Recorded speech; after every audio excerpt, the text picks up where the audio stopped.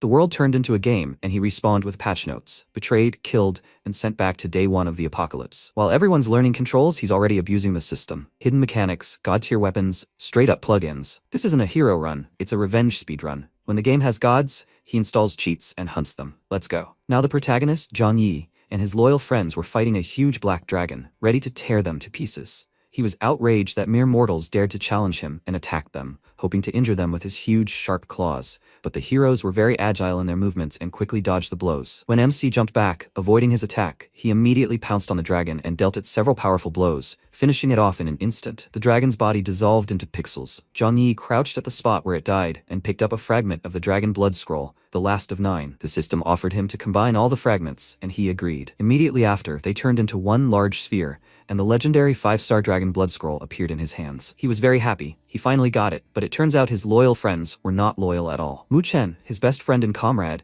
stabbed him in the back and said that he would take care of the scroll and Ruo Ruo in his stead. The last thing Zhang Yi saw before he died was his smirk. The system reported that Zhang Yi was attacked by Mu Chen's critical strike skill and lost 32 million HP. Since he had no chance of resurrection left, he died. Apocalypse, a virtual reality game, was created by 1,000 of the best designers around the world, cost 3 million yuan, and took 5 years to create. It is a modern action game that tells the story of the mid-21st century, when alien monsters invaded Earth through wormholes and attacked humans. The battle between the two sides caused severe damage to Earth's environment. All human beings living on it were infected and began to mutate, and you won't be able to avoid the disaster unless you log in. All players who don't log in will be killed by the apocalypse system and become NPCs in the game world. However, after the open beta launched, players faced one problem. They couldn't log out of the game and were forced to stay in it forever. This really scared everyone. MC also logged in and stayed in the game for 8 years. And just like that, his best friend and lover betrayed him. Of course, he can't accept it. Fortunately, he regressed. When he opened his eyes, he immediately jumped out of bed, asking them why they betrayed him, and then fell silent, realizing that he was no longer on the battlefield. The calendar showed August 28, 2025. In 2 hours, the gates of the apocalypse world were supposed to open. He was shocked, because at that time, apocalypse hadn't even been introduced yet. He went to the window, opened the curtains, and saw the city streets. That's how he realized he'd returned to a time before the game was announced. He immediately remembered his friend and vowed to make him pay for his betrayal with his life. He immediately sprang into action. The most important thing now was to find the divine talent cards scattered around even before the game began. He decided to search for information online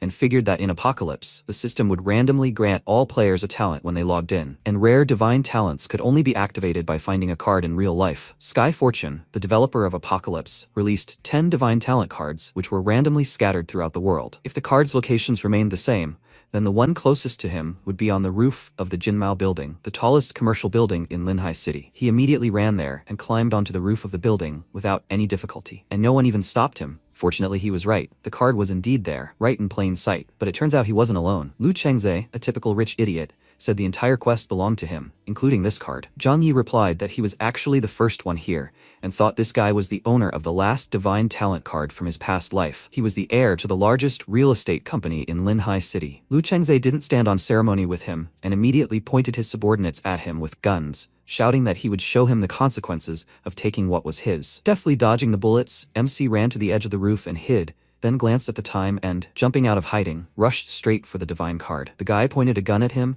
and told him not to even think about taking it, but Zhang Yi, of course, ignored him and grabbed the card. But as soon as he looked down, he saw this idiot who had already managed to shoot him. As the bullet was right in front of his face, the clock struck 12 and time stood still. A huge silhouette appeared over the city, waving its arms and solemnly announcing the start of the game. A system window appeared in front of him, asking him to enter the game Apocalypse. He immediately clicked yes, after which he vanished into thin air, and the download of player data began all over the world. Some were playing in the computer club, others were going to work, and they all vanished into thin air as well. This unknown being told them to go to the world designed especially for them. After which all the players appeared in the starting location, in front of a huge eye. MC, with a serious face, said that he had finally returned, after which a divine talent card appeared in front of him. He approached it with anticipation, extended his hand to it, and with a smile, thought that he had finally received it. After that, a girl appeared in front of him, welcoming him to the game and showing him the status window. He is 22 years old and jobless, and his player number is 8857. She welcomed him to Apocalypse, saying that she is his unique gaming spirit. She came to congratulate him on receiving a rare divine talent card for my own use. He took the card, and the system informed him that this skill copies other players' talents, with a cooldown of 1 hour. After that, 3 emblems appeared in front of him, and the spirit told him that there are 3 camps to choose from in the game: the elf camp, the beast camp, and the human camp. He can choose the camp he wants to join. He touched his chin thoughtfully. In his previous life, he chose the human camp. Players in the human camp can increase their prestige rating by 20%. Moreover, in Apocalypse, prestige is the most important thing. The angel asked him to wait, as she had something for him, after which a scroll of dragon blood appeared in her hands, which greatly surprised him. He thought it was funny that the item Mu-Chen wanted ended up being his. The spirit informed him that since the system had detected the dragon blood scroll, a hidden dragon camp had been discovered. He grinned and approached the gate of this camp. As soon as he selected it and touched it, he was transported to a train car, where other players were already. He looked around and noticed that the beginning was the same. The others were all new to everything. They had no idea of the danger they were facing, and were just happy to have ended up in some unknown game. According to the game's plot, their train had derailed, and right now they were waiting for the game to begin. Zhang Yi decided to check his status. Of course, he had the initial stats. Since he belongs to the dragon race, he has a unique gold-tier passive skill, Hell Dragon Flame. Every time he performed a normal attack or used a skill, there was a 0.1 chance to summon a hellish dragon, and all enemies within the radius would take 150% of his attack power as damage. He thought this was pretty good. Despite the skill's proc chance being very low, its effect was almost as good as a divine talent card. Now he had to familiarize himself with the card. It was time to copy someone's skill. The location finally loaded. Their train was in some wasteland. While a man was convincing the others to join his team, MC approached him and touched his shoulder, choosing him as his target. The man immediately waved his hand away, threatening to fight him. He apologized to him with an awkward smile,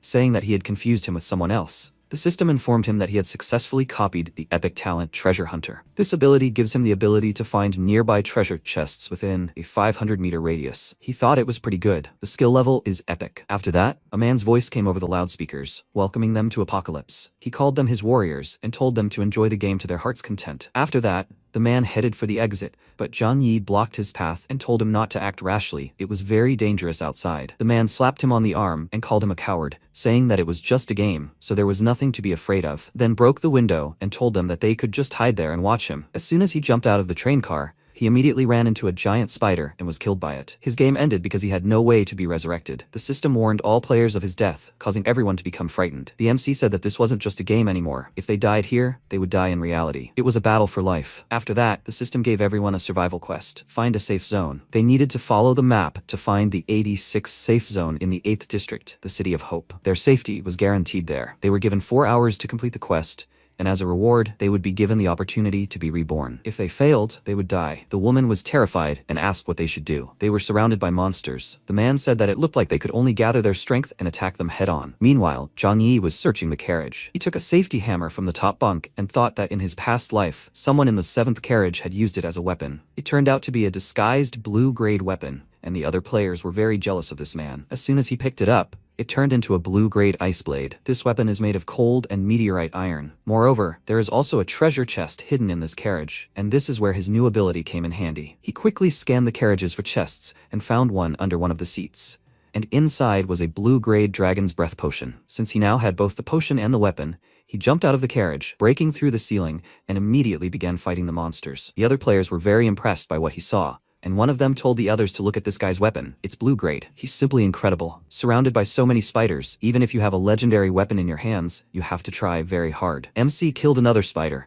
but they still didn't end, so he started running, and one of the players shouted that this fool really wanted to die. Having moved away from the spider to a safe distance, he turned sharply, and waiting for the monster to come closer, uncorked a potion of dragon's breath, then threw the vial directly at the spider, which immediately caused it to catch fire. After that, he was inundated with level-up notifications, and the system informed him that he had received 50 copper coins and a potion of life. He looked at the spider's bodies beneath his feet and thought that he didn't know this would be so useful. It would be great if he could get a few more potions of dragon's breath. Meanwhile, the other players were glued to the window, watching him, and someone exclaimed in surprise, "He killed everyone with one attack? This is definitely cheating. Why don't they go and form a team with him? This guy has a lot of potential." Meanwhile, Zhang Yi had made his way to the safe zone, and night had soon fallen. He checked the map and thought he should simply follow the road to the City of Hope. Suddenly, he heard footsteps. He stopped immediately, and a man rushed at him, asking him to save his daughter, who had been carried off into the forest by monsters. He immediately remembered that in his past life, many players had gotten into trouble in this forest, but there must be a lot of good stuff hidden here. But the man turned out to be more than just a simpleton, and it was clear from his grin. MC, of course, didn't suspect a thing and went off to look for his daughter. He asked him where exactly she had disappeared to, since the forest was very large.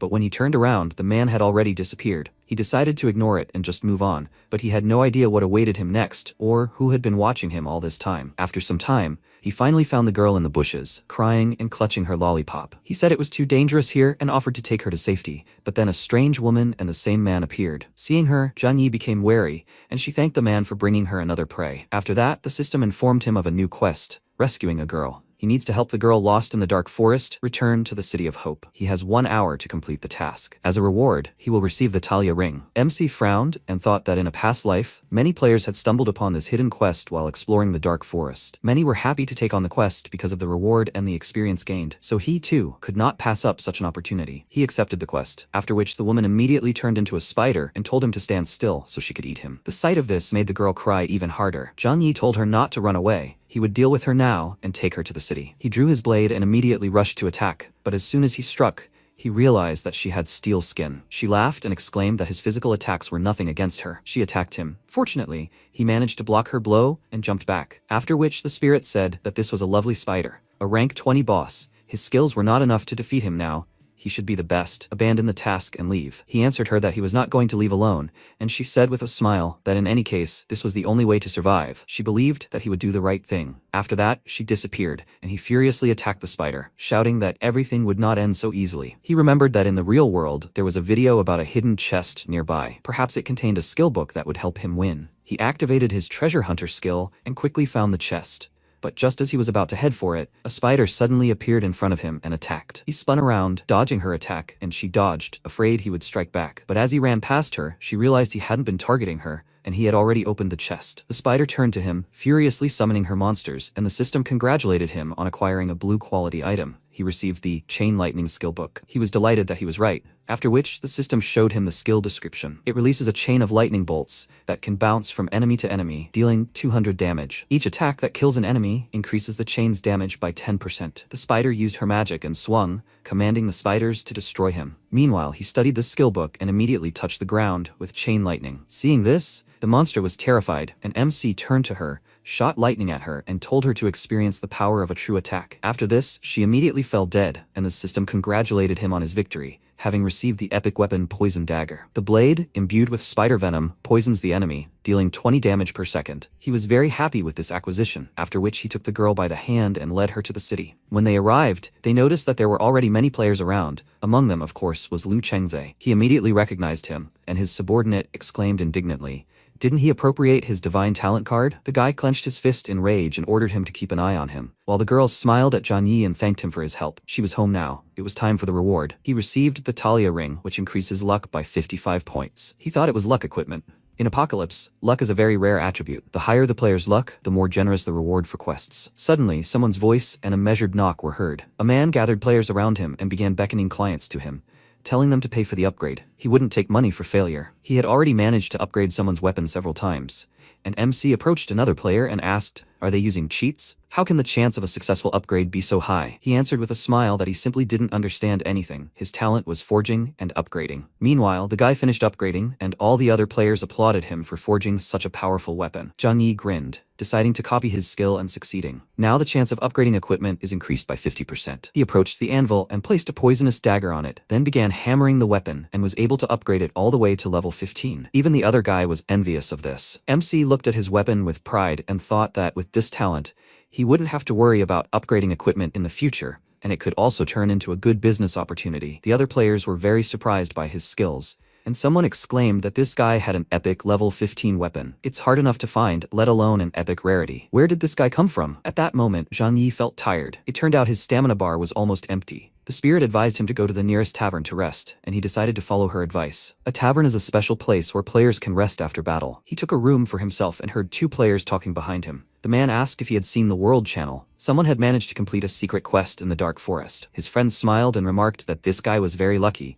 He even managed to obtain an epic weapon. MC smiled and thought that luck is also a part of strength, but he had done his best to plan for these two stats. After that, he went up to his room, and lying on his bed, thought. Moving forward, he needed to reach level 20 as quickly as possible, and change his profession so he could learn more powerful skills. After a player reaches level 20, they can change their profession to one of 7 classes: Knight, Berserker, Assassin, Mage, Archer, Priest, and Beast Tamer. He remembered Mu Chen, and the mere thought of him immediately made him angry, and said that when they met, he would pay for his betrayal. In the morning, he went into the forest. He was being followed, and he had noticed them long ago. He was fed up with it all and told them to get out, after which Chengze emerged from behind the bushes and said that he was very lucky last time, but now he wouldn't be able to escape again. After that, his friends emerged, the system activated forced PK mode, and Chengze decided to start a fight. Zhang Yi smirked and told him to try it. He was just about to show him his new skill, Lightning Chain. But just as he was about to shoot lightning at him, it disappeared, and he looked at his palm in confusion, asking what happened. Was he silenced? The silence skill prevents the player from using skills. Chengze smiled contentedly and said that he wouldn't be able to use his skills for 2 whole minutes, so he should accept his fate. Immediately after, a man punched him right in the face, but he withstood the blow without a problem, not even a bruise. Because of this, the attacker immediately jumped back and nervously asked, "What's going on?" He was taking almost no damage. His friend pointed out that his equipment was too powerful. Their level was insufficient. Chengze stepped forward and angrily called them a bunch of trash, ordering them to get out of his way and watch. MC immediately noticed that his weapon was blue rarity, and it was upgraded to level 15. Streams of energy swirled around his opponent. He aimed at him and said that he would see if he could withstand this as calmly. After that, a meteor shower of arrows fell on MC, each hit dealing 15 to 50 damage. He withstood it all without a problem, and thought that the total number of arrows exceeded 100, so he would be able to meet all the conditions. He ordered the Hell Dragon to come out, and when its silhouette appeared behind him, these guys became very nervous, and even started to run. MC waved his hand, unleashing the Hell Dragon's flames on them, and they scattered, but the flames caught them, and they died. Zhang Yi picked up Chengze's weapon, and thought that he was initially a little worried about how to reach level 20, but he brought him experience and equipment. It was a level 15 silver moon bow. The supposed skill is meteor shower of arrows. The arrow splits into hundreds of pieces and falls from the sky like meteorites. After that, the system congratulated him on reaching level 20. To change his profession, he needed to go to the main city, find an officer, and pass a test. After a while, his enemies respawned at the fountain, and by that point he had returned to the city. He approached Chengze and thanked him for the weapon. It would come in handy. The guy angrily said he'd pay for it, but MC ignored him and went in search of the officer, wishing him luck. He finally found him. It was a huge NPC. He told him about his desire to change his profession, and the NPC opened a portal to the dungeon for him. Once on the other side, he saw representatives of various professions and thought that the most unpopular of them was Beast Tamer. He thoughtfully approached the man and thought that although they could make their beasts do all the dirty work, raising them was quite a difficult task. He doesn't want to choose a Beast Tamer because when raising beasts, all resources gained are divided between the tamer and the beasts. Resources are very rare in Apocalypse, so later, due to their shortage, tamers simply won't be able to develop, making them the weakest profession. But the most suitable professions for the dragon race are Knight and Beast Tamer. Knight sounds like a good choice, but with its strong start, it becomes weaker in the late stages of the game. In his past life, many players died because of this. But Beast Tamer is unique. Thanks to his divine talent, he can receive 10 times more resources than others, and using the dragon race, he will be able to gather strong companions and create the perfect team. Noticing how he stared at him for a long time, Beast Tamer said that he had been waiting here for a very long time. Before Zhang Yi made his choice, the angel advised him to think carefully. The right profession would make his life much easier, but he didn't listen to her and chose Beast Tamer. Afterward, the man touched his forehead and granted him a new class, and a ring appeared on his finger. Afterward, he returned to the City of Hope, and an NPC congratulated him on his successful profession change. At that moment, 2 players passed by, discussing something with displeasure. The man exclaimed that he had said from the very beginning that the City of Dead Spirits was very dangerous. Because of an elite monster, they all died, and he lost so much equipment. His friend asked, who could have known that an ordinary monster could be so powerful? He should stop blaming him for everything. Why didn't he say anything when they entered? MC smiled and thought that this was his first dungeon. With experience from his past life and a properly assembled team, killing the boss shouldn't be difficult. Just in time, a nearby team started looking for players who had reached level 20 and changed their profession, and Zhang Yi fit their requirements perfectly. A mage named Han Yaru approached them and asked to join the team, and the leader, Wang Hao, extended his hand with a smile, saying they had a spot. MC excitedly ran up to him and asked him to join the team too, but upon seeing his profession, he hesitated. Most likely, he was just a mage with no skills, but since they needed one more person, he reluctantly agreed to take him on. After that, they all went to the City of Dead Spirits, and Wang Hao turned to Zhang Yi, asking if he hadn't seen the news on the World Channel. Beast Tamer has the lowest damage among all. He replied that he chose this profession because he likes raising animals, and the girl chuckled. Immediately after, arrows flew at them. They barely managed to dodge them, and the team leader warned them to be careful. Enemies were approaching. They drew their weapons, and were immediately attacked by a squad of skeleton warriors. The team leader deflected one of the warriors' attacks, and turned to the players, saying that he was leaving the ranged monsters to them. The girl immediately threw off her robe, revealing her beauty to everyone, and began swinging her staff, raining fireballs down on the skeletons. One of them approached her from behind and was about to slit her throat, but MC intervened. Crows circled around him, and he waved his hand and directed them at the skeletons. This was his skill: summon a flock of crows. The deadly crows distract the enemy and deal 50 magic damage. After this, Zhang Yi himself entered the battle, killing the skeleton, and the girl fearfully thanked him. Then he grabbed her hand and ran with her to the team, saying that these monsters were undead, so they would soon come to life and they needed to get out of here. Wang Hao ordered everyone to move forward, and they reached a huge castle. MC said that the boss was inside.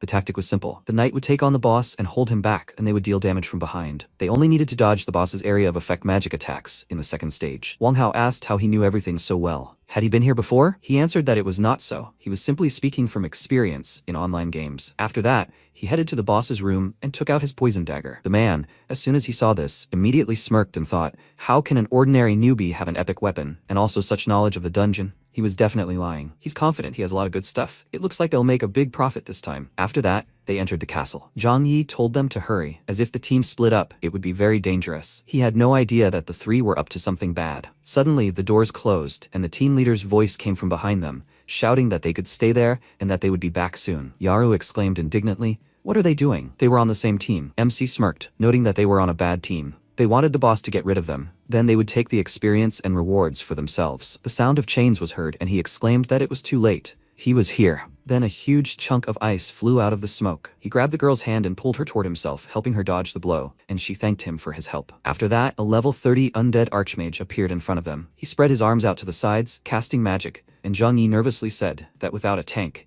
they wouldn't be able to withstand his attack. Yaru touched the ground, and warriors began to emerge from beneath her, which greatly surprised him. She explained to him that she had summoned them with the soul summoning talent, but they wouldn't last long. They needed to figure out how to get out of here. These warriors immediately stood up to defend them, but they could only hold out for 5 minutes. When their shield cracked, MC rushed to attack, shouting that he only needed a little time, then used the chain lightning skill and said that he knew the weakness of this boss, so she could leave the rest to him. She promised to cover him, then shot fireballs at the archmage, and then her warriors appeared right in front of him. Meanwhile, Zhang Yi noticed a precious stone behind the archmage's neck and realized that it was his source of energy, and also his weakness. He extended his hand forward, summoning a flock of crows, and while he was distracted by them, he pounced on him and swung his dagger, striking. The crystal shattered. The archmage immediately screamed loudly in pain and died, and the system congratulated him on defeating the boss, his level increasing to 25. As a reward, he received a staff of flowing light of epic rarity. This weapon has the skill Icy Wind Scream, which unleashes a blizzard that freezes enemies within 100 meters for 5 seconds and deals 500 magic damage. The recharge time is 1 hour. He was very happy with such a reward, and when he handed it to the girl, she was surprised. He said that this weapon is for a mage. It is completely useless to him. Besides, if she hadn't used her talent, they would have already died. Meanwhile, one of the players turned to Wang Hao and said that the movement inside had stopped. The boss should have dealt with them by now. He smiled, slung the sword over his shoulder, and told them to go in and collect the trophy. But when they broke down the doors and found themselves inside,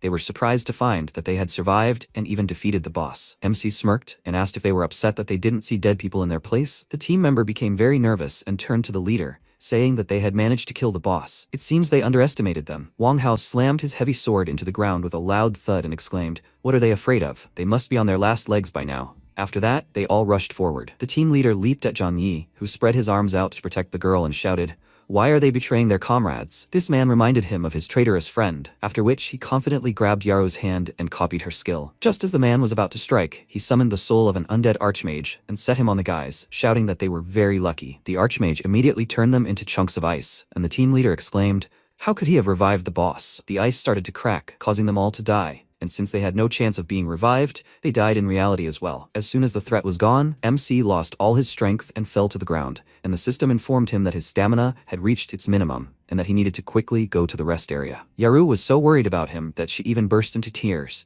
and his eyes began to slowly close, and he wondered what was happening. He was so tired and wanted to sleep. After that, he fell into a memory. When he was little, he played a game with his father, but since he always won, he got bored and asked when he was going to buy him something new. His father told him that if he beat him, he would buy him a new game, and he happily asked, "Is that true?" Then, he will definitely get first place. After that, his father left and he told him in his thoughts that he was now stuck in the game, and it looked like he wouldn't be able to play with him anymore. Soon he woke up in his room in the tavern. He got up and grabbed his head, thinking that everything hurt so much. How long had he slept? While he was pouring himself some water, he noticed a letter on the table, and it turned out that the girl had written it. She thanked him for saving her. When he saw this letter, she would most likely have already left to look for her older brother. The storage ring contained all the things that those people had. Perhaps they would be useful to him someday, and she hoped that they would meet in the future. He took the ring with a smile and said her name, then looked into his inventory and, seeing their items, was surprised to notice that this group had already killed a lot of players. There was so much stuff there. Now he didn't have to worry about equipment at all. He just had to find himself a beast. He opened the map and thought that, if his memory serves him correctly, there was a hidden dungeon in the northern part called Tomb of the Dragon Emperor. This is the only dungeon that can contain beasts up to level 40. Of course, this place is not that easy. You need to choose your teammates wisely. If he runs into guys like those, he'll be in big trouble. After that, he went out into the city streets and thought that finding reliable teammates was much more difficult. He saw several beautiful girls inviting other players to join a guild, and an idea came to him. How come he hadn't thought of this before? After that, he went to the guild building and thought that in his past life, when he logged in, he immediately teamed up with Mu Chen and forgot that a guild is the best way to recruit players. As soon as he entered, the manager greeted him, and he told her that he wanted to create a guild. She asked him to choose a name, and he remembered his father's words. The game's creator is a deity, and the players are people who challenge the god. And the only way to win is to hunt gods. He chose God Hunt as the name for his guild, and the manager told him he could now invite other players to join him. He checked his guild's status and wondered if he really had to hand out flyers on the street. Recruiting people through flyers was too random. He needed to go to a place where there would be many experts. According to the schedule, the first competition should begin after the survival mission, and this is where experts gather from all over. After that, he opened a window with a special mission, a competition. To celebrate the player's arrival, the City of Hope will hold the first competition with one-on-one duels, open to all players who have changed their profession. The winner will receive an amazing reward, 100 gold and 1 rare skill. He accepted the mission and immediately teleported to the competition venue. The host welcomed them all to the first duel competition and to the paradise for true fighters, the Celestial Arena. Zhang Yi looked around at the other players. They had already reached level 30, while he was still at 25, but this couldn't continue. He needed to level up faster. At that moment, the first duel began, an assassin versus a mage. The other players began cheering for them, and someone said they were curious about the mage's equipment. He didn't even move, even though the assassin was right in front of him. A mage named Wuki swung his staff, trapping the assassin in Shadow Prison, and the player exclaimed in surprise, "Where did this guy get an epic skill?" Shadow Prison is a level 41 mage exclusive skill. It paralyzes the enemy and deals shadow damage. The duration of the paralysis and the damage depend on the skill's damage. The assassin got nervous and, to avoid losing, decided to pay him with money and asked how much money he needed to give up. 1,000,000? When they left the competition, he would immediately transfer the required amount. The magician chuckled and thought that if only he had 1,000,000 at that time, his company would have continued to exist and not gone bankrupt. His wife and daughter would not have died. And when he was about to end it all, Apocalypse appeared, and the universe gave him another chance. He told the assassin that he would not lose and would never give up. There was no room for failure and defeat in his new life. He used magic on the assassin, after which the system congratulated him on defeating the player and successfully advancing to the next round. The magician cast a threatening glance at the others and said that they would all fall before him. And MC, slightly nervous, thought that this guy was good. Meanwhile, the system completed the random selection for his first round. He needed to go to the appropriate site at the appointed time. The system chose a guy named Duan Feng as his opponent. Zhang Yi thought that in his past life, he had often seen this name in the World Channel. He could solo many difficult dungeons. He should recruit him. The system told him to go to platform 20, after which he immediately teleported there, and Duan Feng said that he was finally here. He had been waiting for him for a long time, so they would start right away. Seeing that he was a level 35 knight, he became very nervous and thought that the game had just begun, and he was already such a high level. Was he a leveling up maniac? Duan Feng stood up and said that his level was low, so he would let him attack first. Otherwise, it would look like he was enjoying a huge advantage. Now he would see if he could hold his own. Let him attack. MC summoned his ravens and advised him not to look down on others. The winner and loser had not yet been decided. Duan Feng pulled out his weapon and said he respected his self-confidence, so he wanted to test his skills. His exclusive knight skill, Sword Guardian, summons multiple sword souls. Each can withstand 500 damage and has a reflective property. The number of swords increases with leveling. Zhang Yi was immediately hit by the skill's reflected damage and thought that he had said he would let him strike first, so it must have been a trap. Duan Feng asked if he was afraid to fight. He remained silent and thought that if he wanted to damage him, he would first need to break through 4 sword souls. Each sword could withstand 500 damage. This meant he would need to take 2000 reflected damage, and he only had 2000 HP. Duanfeng's swords were enveloped in energy, and he rushed to attack, saying that in a duel, hesitation only gives your opponent an opportunity to kill you. Is he really that stupid? He reflected his blow and thought that if this continues, he will lose. He needs to think of a way to get rid of the swords. He remembered the storage ring. It contained undead armor with the undead guardian skill. He won't die if he takes fatal damage and will recover 10% of his HP. He immediately put on the armor, hoping that the skill will work, and then rushed to attack with chain lightning. Duanfeng asked, is he so eager to die? With his swords, he will die from his skill before he can even hit him. He swung and said with a smile that this is the end.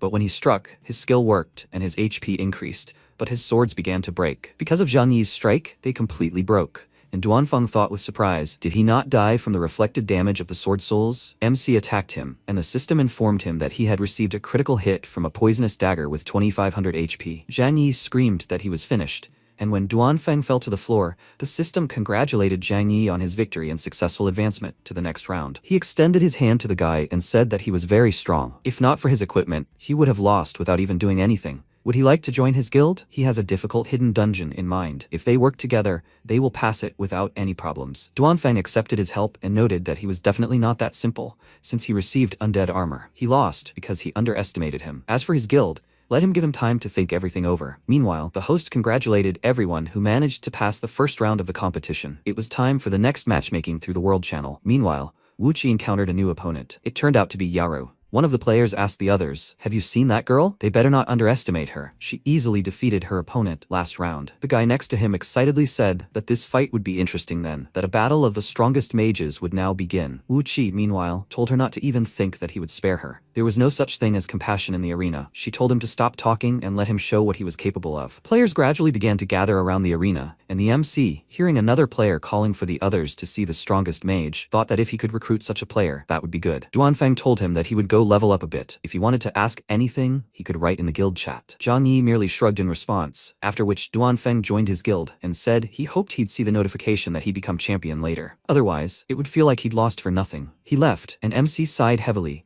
thinking that he'd only just joined his guild, and he was already feeling so much pressure. He'll definitely be a good teammate. First, he should look at the strongest mages. He could use another expert. When he pushed through the crowd closer to the arena, he was surprised to see Yaru and that guy. Meanwhile, she looked at her opponent with a serious expression and emitted flames. Suddenly, she attacked him with an icy wind, causing his feet to freeze to the floor, and he exclaimed with a smile that she had a pretty good staff, but it would soon be his. She offered to talk to him if he could survive, then unleashed a meteor shower on him. The spectators were delighted. She was so strong. Could Wu Qi really lose that easily? Why wasn't he doing anything? Zhang Yi thought that even though it looked like Yaru was winning, he had a bad feeling about this. Wu Qi suddenly smirked, and then there was an explosion. The blast wave spread throughout the arena and even extended beyond it, and when the smoke cleared, everyone saw that they had both disappeared somewhere. MC became nervous and wondered what had happened to Yaru. How did Wu Qi know a skill he had never seen in his past life? Wu Qi appeared in the arena with the defeated girl, and taking her staff, said that if she hadn't met him, she would have easily reached the finals with such fighting ability. The other players began to be outraged by his shamelessness. He not only beat the girl, but also took her weapon. Zhang Yi climbed into the arena and helped Yaru up,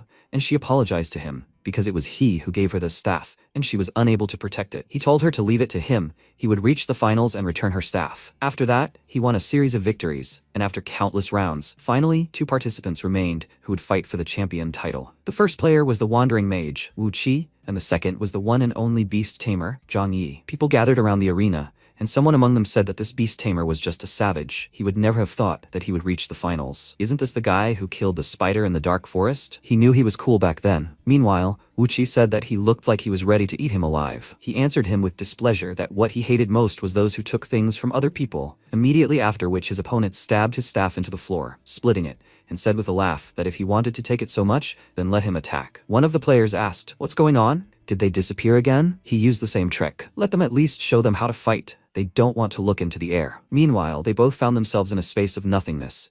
And now MC understood why Yaru had disappeared back then too. Wu Qi created a separate space. This is his legendary skill. Here he can increase his damage by 30%, and the enemy's damage is reduced. This lasts for 5 minutes. Wu Qi said with a smirk that no one can defeat him in this space. Besides, it absorbs the chance of revival, and he will still remain here. If he admits defeat, he will spare him. Zhang Yi immediately rushed to attack and thought that this idiot does not relax for a second, so he won't be able to copy his talent, and summoning crows is painless here. Wu Qi swung his staff, firing several shadow arrows at him, which took off 700 of his HP, and he thought that if this continues he will die. But if after death he can live in the same space, then an idea came to him. He pointed the blade at himself with a smirk, and Wuchi wondered in surprise, what is he doing? After that, MC stabbed himself with the blade. The system said that he received fatal damage and died. He was detected to have 1 chance of revival, so he is revived. Immediately after that, Zhang Yi used the soul summoning skill, creating a double of himself, and the guy furiously asked, did he dare to play games with him? He summoned crows and in response exclaimed that even if he lost another chance of revival, he would not get off so easily. Birds attacked the mage from all sides, and he began to wave them off, telling him to leave. He hated crows the most. MC smiled and warned him that he was starting,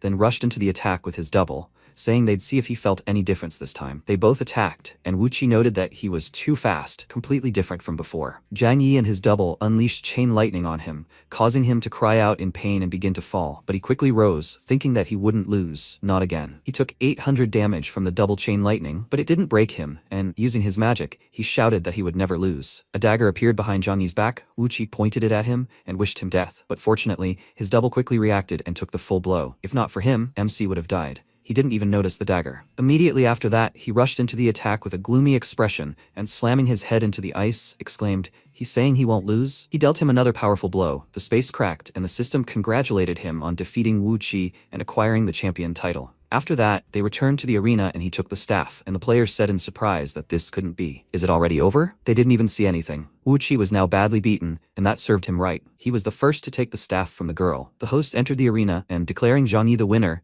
addressed all the other players and told them to congratulate the competition champion. Someone shouted with delight that a beast tamer could become champion. It was simply amazing. Yaru, meanwhile, looked at him with a smile and thought that he really did it. Now it was time for the reward. The host pointed to the chest and said that when he opened it, he would receive a random piece of historical rarity equipment. MC thought with a smile that this was simply wonderful. The level 20 poisonous dagger was already time for a replacement, so he could use a new weapon. As soon as he opened the chest, the system congratulated him on receiving the Sword of Ice and Fire. He glanced at his new weapon with a smile and thought that he hadn't wasted the chance of rebirth. He became champion, returned the staff, and even got this. It was worth it. He put away his weapon and finally told his opponent not to think that he can do whatever he wants just because they are in the game. Therefore, he advises him to become a more decent person. Having picked up the staff, he approached Yuro, and she congratulated him on the champion title, and other players began asking to be his friend. He ignored them and returned the staff to the girl, asking, she also wrote in the letter that she wants to find her brother, right? After that, he invited her to the guild, and she agreed. But after becoming champion, there were a lot of people wanting to join him. He grabbed Yaru by the hand and ran away from his fans who were asking him to add them as friends. They teleported to the City of Hope, and he caught his breath, saying that for the first time so many people were running after him. If people didn't know anything, they would think he owed them all money. He checked the guild status and thought that the places are not infinite. You can't add random people. At the moment, he only lacks a healer. But even with Duan Fen and Yarrow, they can complete the Tomb of the Dragon Emperor. The system informed him that there are only 10 spots available in the first level guild. Each level increases the limit by 5. Suddenly, Zhang Yi noticed a suspicious guy. He immediately stood up to protect the girl and exclaimed, who is he and what does he want? Yaru peeked out from behind him in surprise and said, that's Qing Long. What is he doing here? And where is her older brother? He replied that he just saw her at the entrance to the city and decided to follow them. Her brother was busy with something important, so he left him to guard her. MC asked her if she knew him. She confirmed this and said that he was a friend of her older brother. After this, Zhang Yi immediately relaxed and said that they were going to the dungeon, and he immediately volunteered to go with them. Duan Feng was already waiting for them at the entrance to the dungeon. He told Zhang Yi that he had leveled up quite well. They hadn't seen each other for long, and he had already become a champion and found 2 strong allies. He smiled and remarked that he seemed to be in a good mood. Was he leveling up again? Since everyone was here, they needed to go in. They didn't even suspect it, but someone was watching them. One of the guys said that they were entering the dungeon and that they should inform the boss and call people. The tomb was a large palace. There were statues in the corridor, and Yaru noticed that they were so beautiful. They looked just like the real thing. She took a closer look at one of them, but suddenly the statue began to crumble right before her eyes. It turned out that a knight was hiding under the stone. They immediately huddled together, and MC told them to be careful. These were the main monsters of the dungeon. He called out to Duan Fen and said that he would be the tank and that they would cover him. After that, they began to break forward, sticking closer to each other. And when one of the knights swung to strike, Duan Feng exclaimed that these idiots weren't enough to kill him. He drew his sword and instantly parried the enemy's blow, then wished him death and rushed forward, striking several knights at once. And then a Dragon Blood Knight, a level 35 enemy, appeared at the top of the stairs. He sized up the players with his gaze, then tugged his horse's reins and galloped down. Duanfen was a little nervous, but he pulled himself together in time and used his sword defense skill, protecting himself and the others, and then drew his weapon. He used the skill's Sword Whirlwind, dealing an area attack, and when it was over, he sheathed it. The Dragonblood Knight, now without his horse and comrades, raised his sword and addressed Lord Shigura, asking him to wake up. Meanwhile, in the Tower of Eternity, a man sat and carefully observed all of Zhang Yi's actions. His assistant approached him and remarked that he was clearly interested in this man. He confirmed this and said that he saw a reflection of an old acquaintance in him. Perhaps his eyes were deceiving him, since that man was no longer there. He stared thoughtfully at the screen, remembering how he pushed that man into the fiery pit, after which he decided to increase the difficulty of the dungeon. Meanwhile, a new opponent appeared before them, the greedy dragon Shigura. He absorbed the power of his deceased subordinates and became a second-rank dragon emperor. Seeing him, MC was very surprised and thought that since he was of such a high rank, this meant that the egg that dropped after his death would be even better. The dragon began to spew flames, causing their HP to plummet, and one of the team members exclaimed that the enemy was too strong. If this continued, they would all die. Zhang Yi told them to split up and run as far away as possible. They needed to do everything possible to avoid its attack. When the dragon was very close, he told Duanfen to use sword defense, and at that moment the knight's blade was covered in flames, and then the entire dungeon began to shake. The dragon roared, crushing everything around, and Duanfen, using his skill, exclaimed that it was useless. Its damage was too high. He was able to block this attack, but on the next breath, the shield would break. MC said to leave it to him, and as soon as the dragon's breath ended, he ran towards the enemy with Qinglong and told him to hit him in the eyes. That was his only weakness. Qinglong took aim and fired a level 4 sleep arrow at the dragon, stunning its target for 4 seconds. The arrow hit it square in the jaw, causing it to immediately begin to fall. Zhang Yi rushed to his side, saying that hitting the dragon's weak point would temporarily weaken it, so they needed to attack together. The guys said it was their turn, while Yaru cast an ice spell on the dragon. MC changed the attribute of his new weapon to ice and delivered a powerful blow to the dragon's head, killing it. Afterward, they received their rewards, and he, glancing at the items, delightedly said that, as expected, higher-ranked bosses give more rewards. Duanfeng, excited, offered to show them the rewards, and Zhang Yi said they could keep all the equipment for themselves. He only needed the egg. At that moment, several players entered the dungeon. They were going to kill Zhang Yi and fired several arrows at him, but Qinglong protected him, taking the full brunt of the blow. He received fatal damage, causing his body to disintegrate. MC worriedly asked why he sacrificed himself for him. He answered that it was all because he once saved Yaru, so he was just repaying the debt. He shouldn't worry about him. He had a chance to be reborn. He would wait for them in the city, and he hoped that he could protect Yaru. Watching him disappear, Zhang Yi gritted his teeth, then turned to those players and exclaimed, "Who are they?" They attacked from behind, like the last rats. They only laughed in response. Of course, it was that same Lu Chengze, who wouldn't leave him alone. He stepped forward and said that he told him that the day would come when he would pay. And it so happened that today was that day. MC was slightly surprised when he saw him, and when his friends pulled out their weapons, he asked them not to interfere, as he had a personal score to settle with him. He cut his palm and dripped blood onto the dragon egg,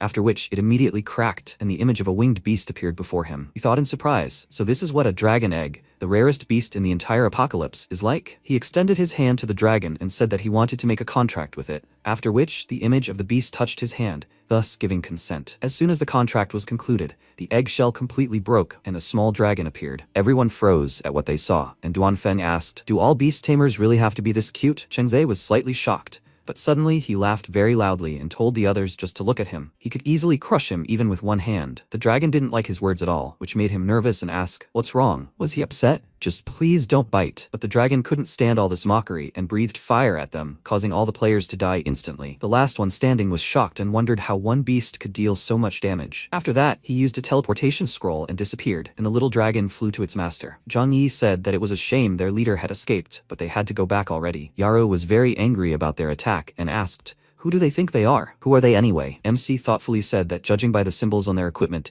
they must be people from another camp or race, but he had no idea what they were doing here. Yaru was very surprised and wondered what this symbol could mean. Afterwards, they returned to the city, where Qinglong was already waiting for them. Upon seeing the little dragon, he delightedly said that they were even able to bring back such a cutie. The dragon wasn't happy with the attention and became angry, and Zhang Yi warned him to be careful. He had a rather aggressive nature. The system informed everyone that, due to the players of Zone 886 killing the greedy dragon emperor, Shigre, in the secret dungeon, the world boss, the Golden Skeleton King, would appear in the City of Hope earlier. This greatly surprised MC. He hadn't known that killing the secret dungeon boss accelerated the world boss's arrival. This hadn't happened in his past life. Immediately after, the clouds over the city thickened, and green light began to penetrate them. The dragon hid under his clothes in fear, and Yaru worriedly noted that this skeleton king had quite a dramatic appearance. How strong was he? Zhang Yi replied that he was very strong and reflected on how, in his past life, he had single-handedly destroyed half of the City of Hope, thereby killing almost 60% of the players. The new city, Apocalypse, would only open after killing the Golden Skeleton King, and there he could find Mu Chen. Some time passed, somewhere unknown. A subordinate came to the man and brought him 2 dragon eggs. He inquired why one was missing, and the subordinate replied that in Zone 886,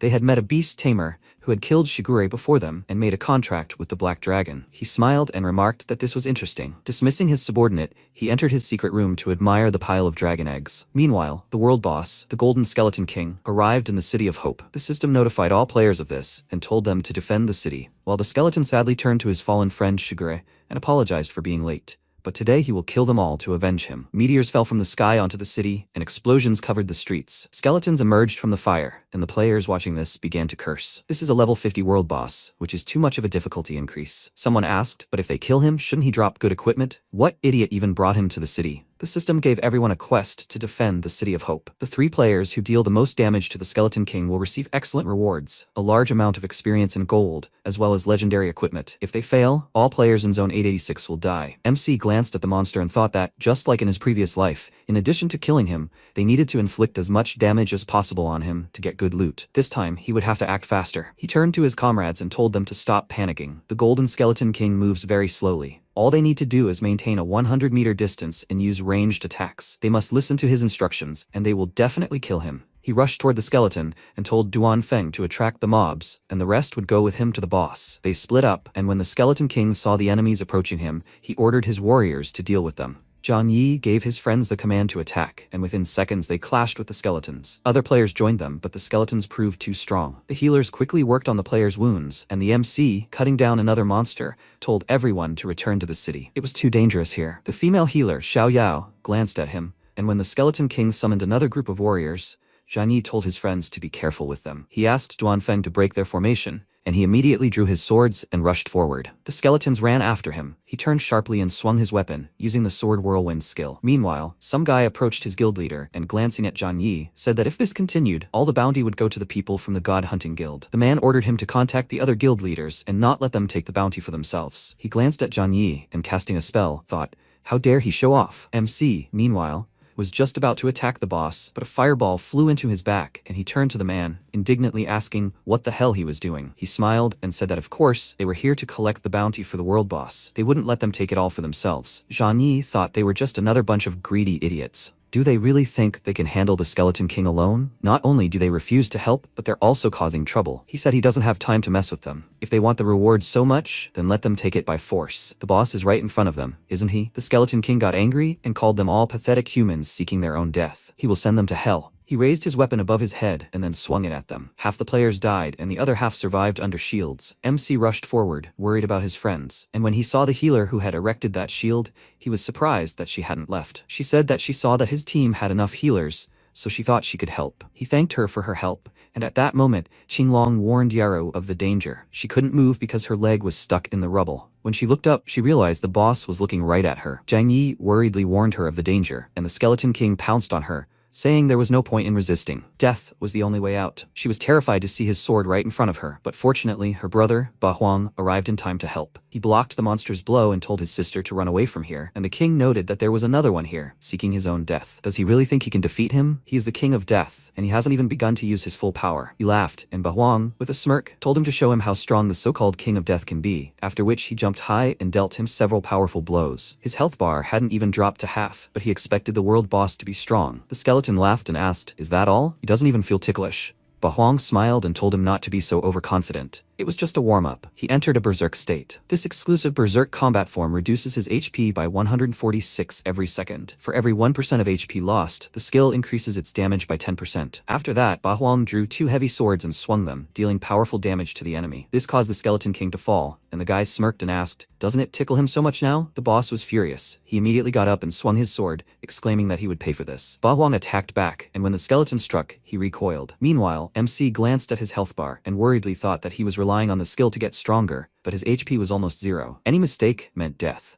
A loud command to die rang out, and Ba Huang's vitals approached zero. The monster screamed, How could it survive? Ba Huang laughed and ordered him to continue, his fire only tickling him. The system window reported, Immortal Body, this is a divine talent card. Once activated, it makes the user invulnerable for 60 seconds. The cooldown is 24 hours. The monster began to attack Ba Huang, and MC thought, powerful. This guy can face the Skeleton King single-handedly. Ba Huang clenched his weapon and said, now it's his turn. He released a bright mana at it and rushed to attack. After the last attack, Ba Huang began to deactivate his berserk state. After a while, Ba Huang stood before a bright stream of mana, and the system window reported, item, level 40 undead ring. This ring increases all stats by 10 points. The attached skill is Death's Power. Each player killed increases the ring's attribute by 50%. He thought, such evil equipment. If this falls into the wrong hands, it could cause trouble. Zhang Yi thanked him for helping them. Ba Huang said there was no need. He only helped them for Han Yaro's sake. She threw her arms around his neck and screamed, brother, where has he been? She and Qinglong have been looking for him for so long. Is he okay? MC asked again. Brother? So this is the big brother she was looking for? Ba Huang patted her on the head and told her not to worry. He's fine. Can she see? He handed her the ring and said she could take it. The system window congratulated the players of Zone 886 on successfully defending the City of Hope from the invasion of the Golden Skeleton King world boss. A new city, Demonic Tower, had been opened. Ba Huang walked towards the portal and told them to go get their rewards. It's time to leave this place. Everyone started receiving rewards. Golden soul armor, golden belt, golden undead bow,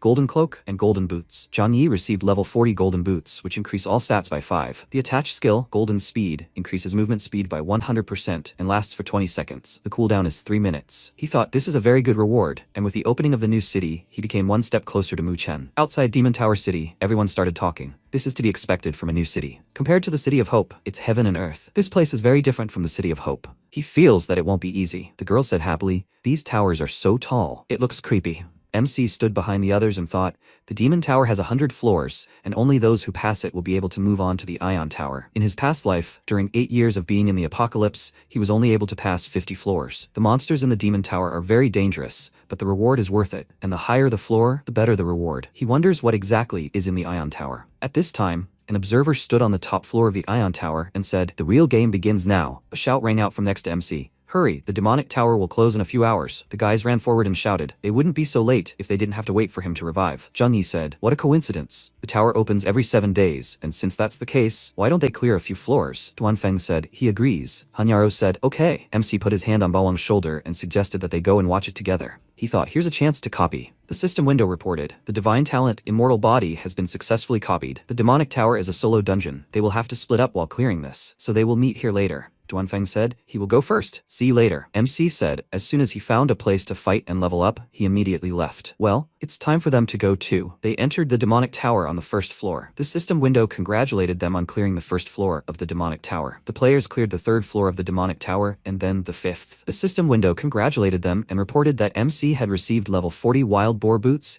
and level 40 wild boar gloves. He thought with this speed of clearing a couple more floors wouldn't be difficult. In the demonic tower on the 7th floor, Zhang Yi thought, compared to before, they are just weaklings. Suddenly, a voice came from the darkness. What kind of insignificant person dared to disturb him during lunch? A level 55 warrior of the demonic race, Xing, emerged from the darkness. A spirit appeared next to MC and said, Warrior Xing, this is the commander who led the demons during the invasion of the city. He is very strong. After the invasion failed, he was imprisoned in the demonic tower. He only has 3 minutes left. She wishes him luck. MC thought, Xing, this is the boss of the 15th floor. What is he doing here? He needs to be more careful. Xing ran forward and shouted, for missing his lunch, he will take the food's place. Zhang Yi replied, his meat is pretty tough. Let him watch out and don't lose all his teeth. Xiao Hai used Black Dragon's breath, and the monster screamed. Does he think such a flame will harm him? MC thought, no damage at all. It's too early for him to face him. Mana clashed, and blood gushed from MC's mouth. The system window reported, the demonic tower will close in 10 seconds. All players inside the tower should prepare to lose their progress. Zhang Yi thought, why did this idiot become so strong? Fortunately,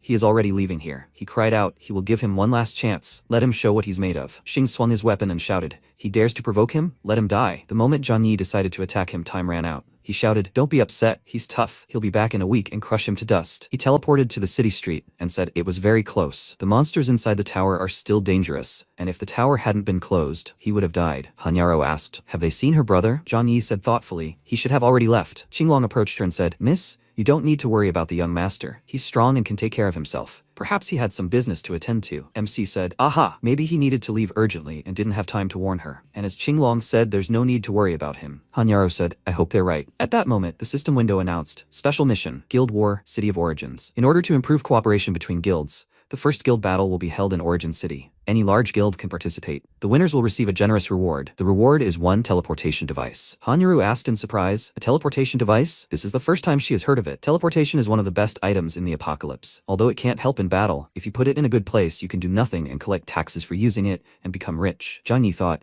this will also help him find Mu Chen faster. He said, they should all rest for now. He looked at the timer and said, and in 4 hours they will leave for the guild war together. Do they have any plans? After that battle, they got to know each other better, so how about joining their guild? Xiao Yao cried out. Okay. Qinglong said, of course. He still needs to protect Miss. Zhang Yi said, they agreed. They will see each other later. Player Qinglong joined their guild. Player Xiao Yao joined their guild. MC smiled and thought, now all the positions are taken. They will definitely win this guild war. At this moment, Ba Huang was on the 8th floor of the Demon Tower and thought the countdown had already ended, but he was still here. Something clearly went wrong. He frowned and looked ahead and asked, who is here? Let him come out. The man came out of the forest and said, man, it would be better if he didn't come here. Anyone who comes here will never be able to leave. Ba Huang asked, who is he? An NPC from this floor or a player? The man rushed forward and screamed. Both answers were wrong, but this knowledge is no use to him now. Ba Huang clenched his fist and activated his immortal body, and the player drew his sword very close to his neck. Ba Huang channeled mana through his body, causing the player to wonder if this was a divine talent. Ba Huang asked why he stopped. The player said, let him consider himself a test.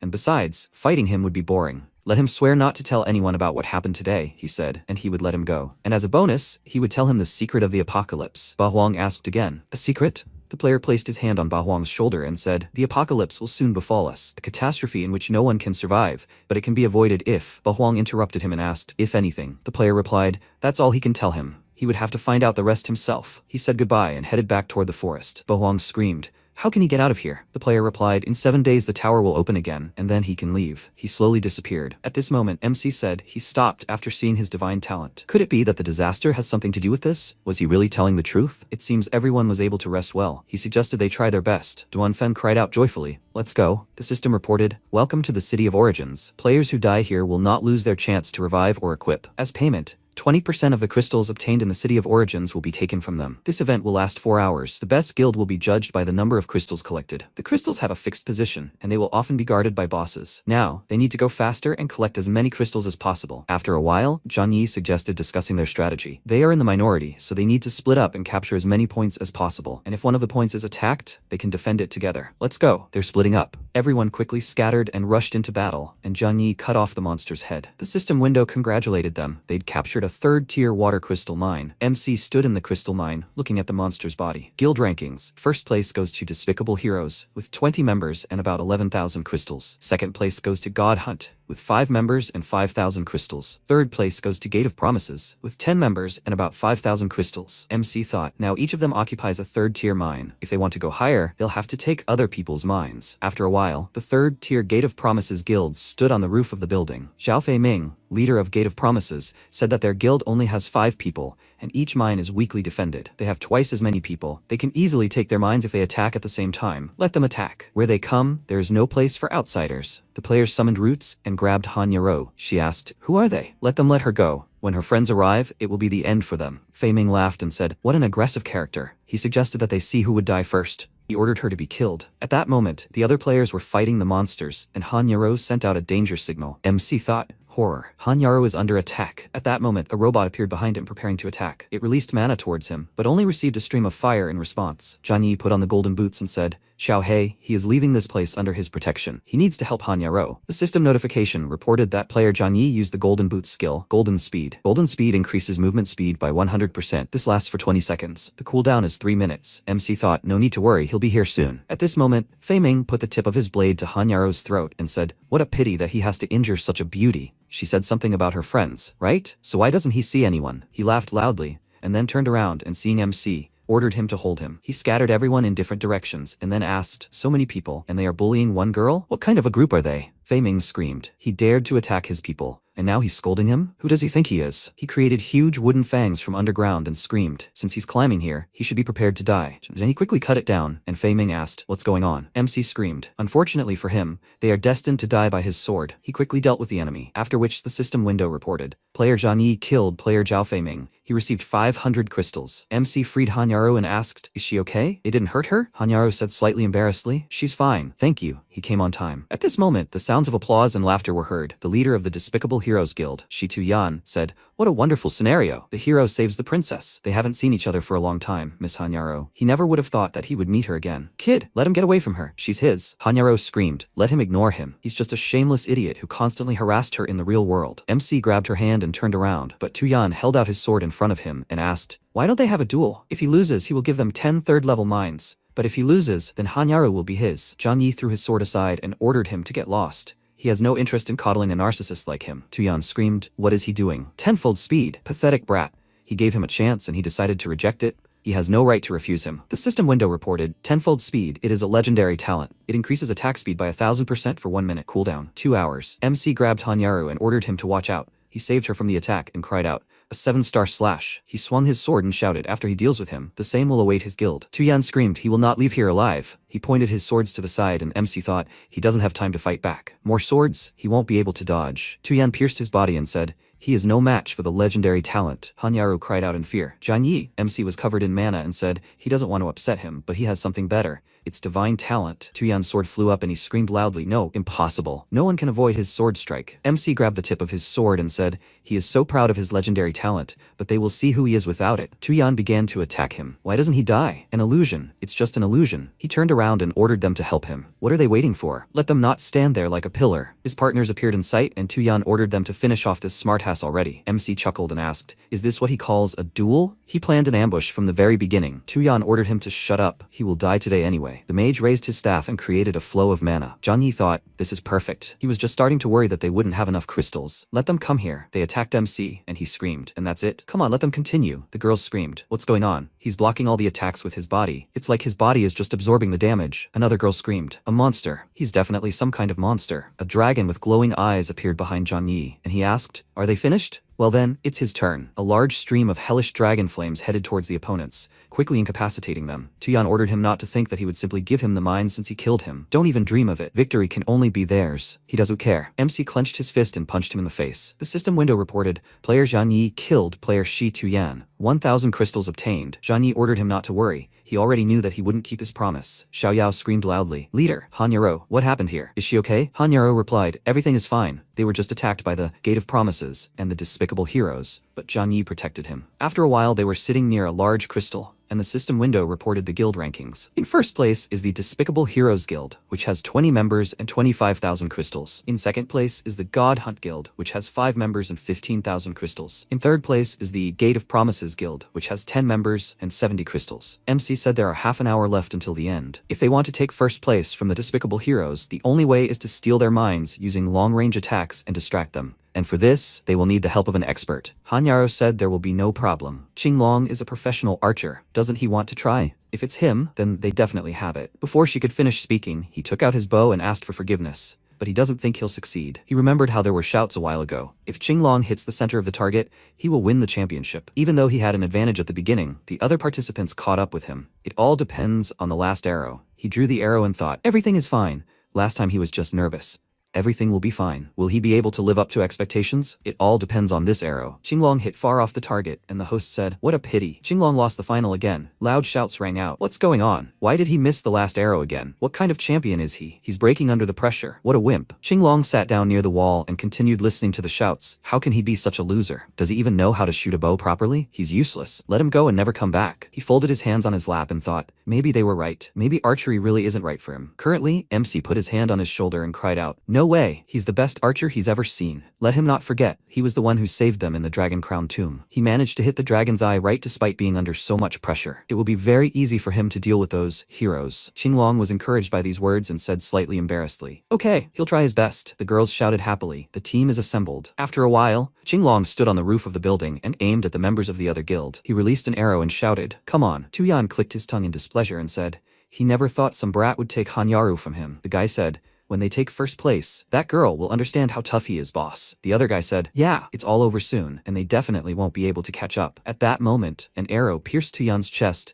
and he screamed, "What again? What idiot decided to play sniper? As soon as he gets to him, he'll be gone." His eyes widened, and Qinglong yelled, "-1." The rest of them, the remaining guild members, rushed into battle, and MC said, "It's time for them to hunt. They'll adjust the rankings." The system window reported that the guild Despicable Heroes was in first place with 20 members and 30,000 crystals. The guild God Hunt was in second place with 5 members and 26,000 crystals. And the guild Promise Gate was in third place with 10 members and 10,000 crystals. At this moment, MC attacked a monster and received 200 crystals, and Qinglong continued to attack with a member of another guild. There were 50 seconds left in the guild war, and the guild Despicable Heroes remained in first place. Qinglong fired his arrow with 35 seconds remaining. With 20 seconds remaining, the gap between the guilds was rapidly closing. The guild war ended, and the host's voice rang out, offering to congratulate the guild God Hunt on becoming the champions of the City of Origins. The system window reported that the gap between first and second place was only 500 crystals. MC said, "Qinglong, he knew he could do it. He really is the best archer." Hanyaro said, "Yes, brother Qinglong, he did well." The guy said irritably, "They lost this time. Boss, they need to leave." Tuyan ordered them to shut up. Because of them, he has fallen too far in Hanyaro's eyes. The host said, "Here's the reward for the champions. Please let them accept it." Zhang Yi put his hand forward and said, "Here it is." They opened the suitcase and received their reward. He said, "With teleportation, it will be much easier for them to get to many places." Tuyan approached him and told him to just wait. The race of other people from the God Guild has been watching him for a long time. He can forget about a quiet life. They are leaving. MC watched them go, and Hanyaro approached and asked what he meant by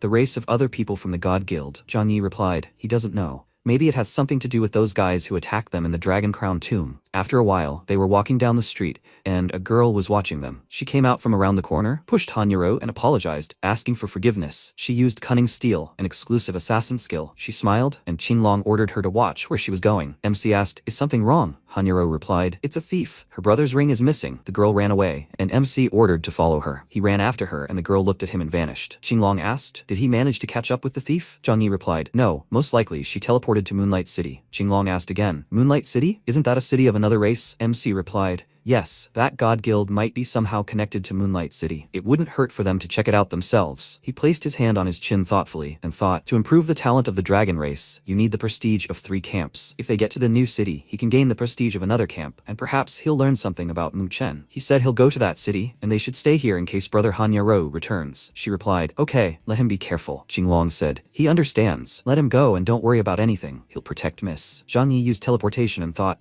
he'll set the teleportation coordinates here so he can immediately return here if anything goes wrong. He ordered to be teleported to Moonlight City. The butler replied, "As he says." After a while, the system window reported that he was teleported to Moonlight City. 100 gold coins in minutes. MC thought, the teleport tax is too expensive. 100 gold coins disappeared, as if they never existed. It's already quite late. Is someone calling for help? It seems the city is not safe. He turned around and heard loud screams. "Let someone help her." The girl was sitting on the ground and ordering him not to approach her. The man was clutching a sword in his hand and saying, "She runs quite fast." "Well, why is she sitting down? Let her run further." Diwu covered her head with her hand and screamed loudly, but suddenly Zhang Yi appeared in front of her and blocked the bandit's sword. He screamed, "Who is he? A youngster. Does he even know who he's messing with?" MC replied, "All he knows is that you can't bully girls." He cut the enemy's sword and ordered him to get lost. The guy screamed, "He's strong. They need to retreat." The bandit started running away, and Zhang Yi turned around and asked her to tell the truth. Why were they chasing her? Diwu replied that she had stolen the boss's items from them, but they still wouldn't let up, and they had been chasing her for several towns already. MC asked again, "But why would they do that? Who were they?" Diwu replied, "They were from the Gods Guild. Everyone in Moonlight City was afraid of them." MC thought as he thought. So those people from the Dragon Crown tomb were also from the Gods Guild. He started to walk away and waved his hand, telling her to quickly get out of here. It wasn't safe for a little girl to stay here. He turned around and asked why she was following him. Diwu replied that she didn't know what to do if the people came back. She was scared. Zhang Yi waved his hand,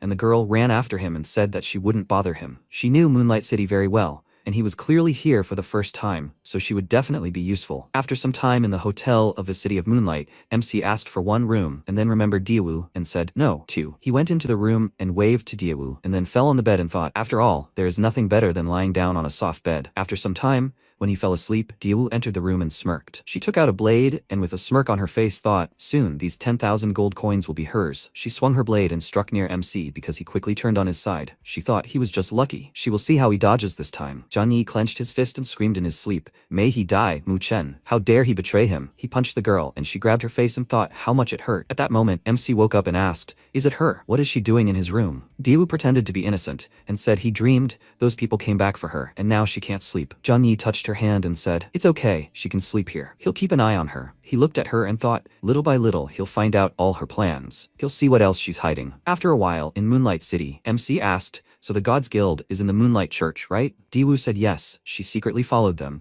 but they disappeared after they arrived at the church. A guy appeared behind them and looked at her and thought, this girl doesn't look bad. He extended his hand to her, when suddenly Zhang Yi turned around and grabbed his hand. He screamed, "Mu Chen?" The guy cried out in fear. "What? Who is he? And how does he know his name?" Zhang Yi covered himself in mana and slapped him in the face, loudly saying that it was none of his business. "Who is he?" Mu Chen flew towards the market stall, and the locals crowded around. The man said in surprise, "Usually it's Mu Chen who beats up the others, but today the roles were reversed." The player laughed and said, "Serves him right. Good luck to the boy." Mu Chen asked irritably, "How dare he, an idiot, hit him?" Daewoo said he was dangerous. Better not to provoke him. MC chuckled and asked, "Does she think he cares?" He frowned and thought, in his past life he betrayed his comrade, and in this life he mocks the weak. Nothing changes. The system window reported that Mu Chen used the hide skill. He asked, "Does he even know this is territory? He won't leave here alive." MC thought, "Assassin's Concealment? This ability makes the player invisible and hides their scent, and also allows them to deal critical damage from their blind spot. He needs to be careful." The tip of the sword flew past him and cut his face, and Zhang Yi thought, last time he relied on the same skill. History repeats itself. He will never forget what happened that day. And this time, it's his turn to die. MC swung his sword and screamed loudly. He won't give him a chance. Mu Chen thought,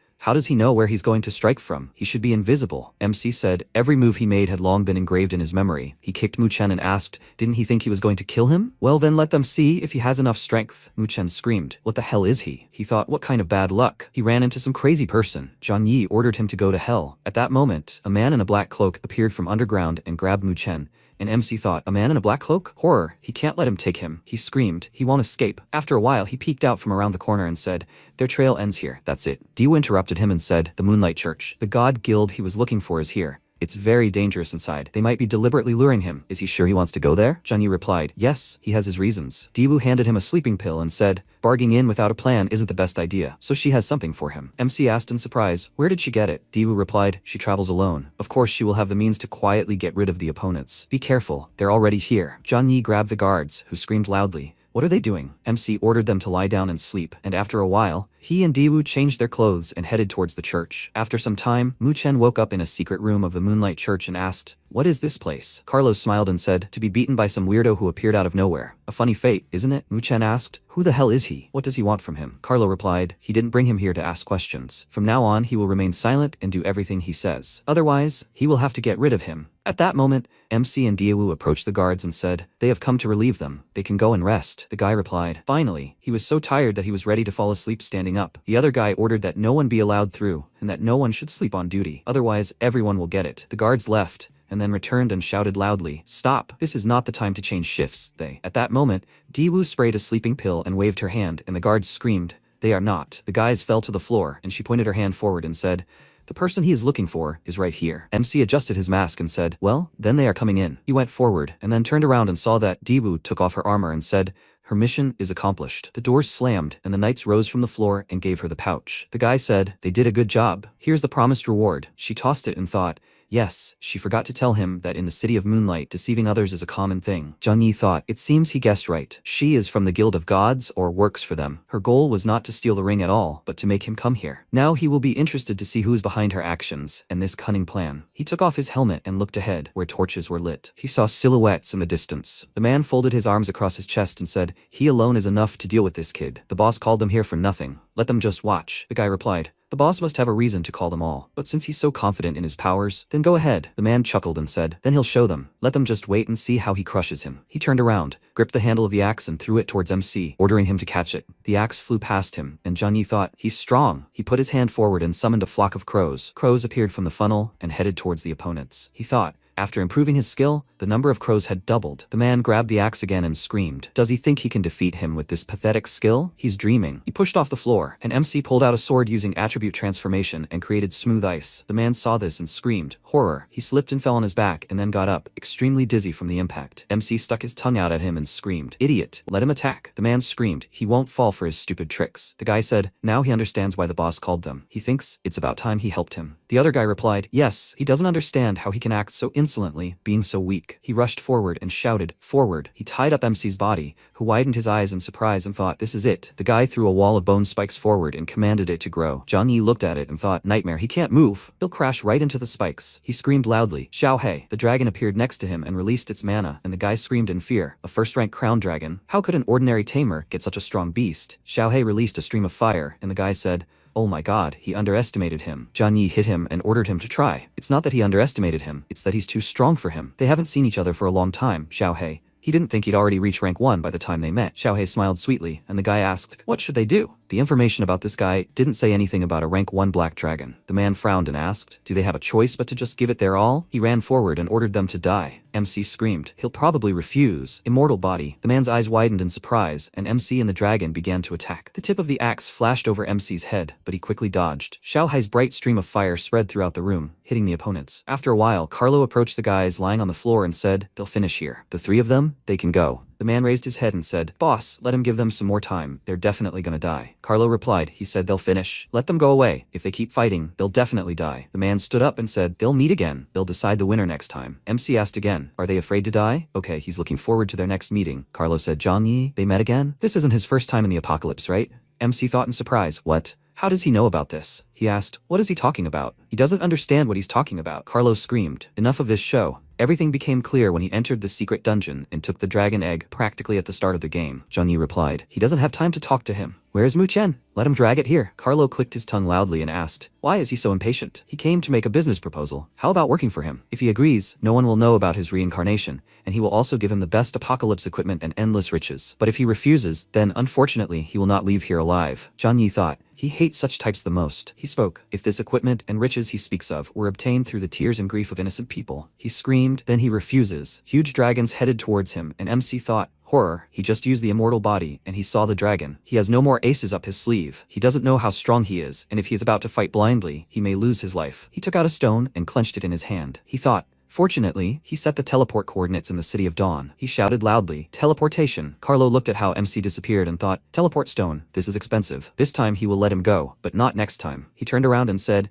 and now he knows why the person he doesn't know wants him dead. He is the reincarnator whom he crossed in his past life. Mu Chen's face changed. He was in extreme shock, and Carlo asked, well, does he think he'll just let him go? Mu Chen screamed in fear, no, he will definitely come back to kill him. Carlo crouched down to him and said, that's right, that's why he needs to act first. Let him kill him before he kills him. He clenched his fist and said, not to worry, he will help him. He thought, everyone in the apocalypse must obey him. His orders are absolute. He gave him a chance, Zhang Yi, and he decided to refuse him, so only death awaits him. MC clutched the teleportation stone in his hand and thought, that was close. If he'd teleported even a second later, all that would have remained of him would have been ashes. Those dragons would be hard for him to handle. Who is he? Why did he assume this wasn't his first time in the apocalypse? Could it be that he's just like him? The system window reported that his stamina had dropped to the minimum. Please let him go to the nearest rest point as soon as possible. Zhang Yi thought he had really expended a lot of energy on this trip to Moonlight City. He needed to go to the tavern and get a good rest. If he didn't return, Yaru and the others would start to worry about him. After a while, loud shouts rang out in the tavern. How much? How much? This was the first time they had seen someone spend so many coins just to restore stamina. The employee said he had chosen the quick recovery service. That's 20 gold coins. People kept shouting. Who is he? It's easier for ordinary people to just wait and not spend so many coins. What? Recovery for 20 coins? That's enough to buy a whole set of equipment. MC stretched out his hand and thought,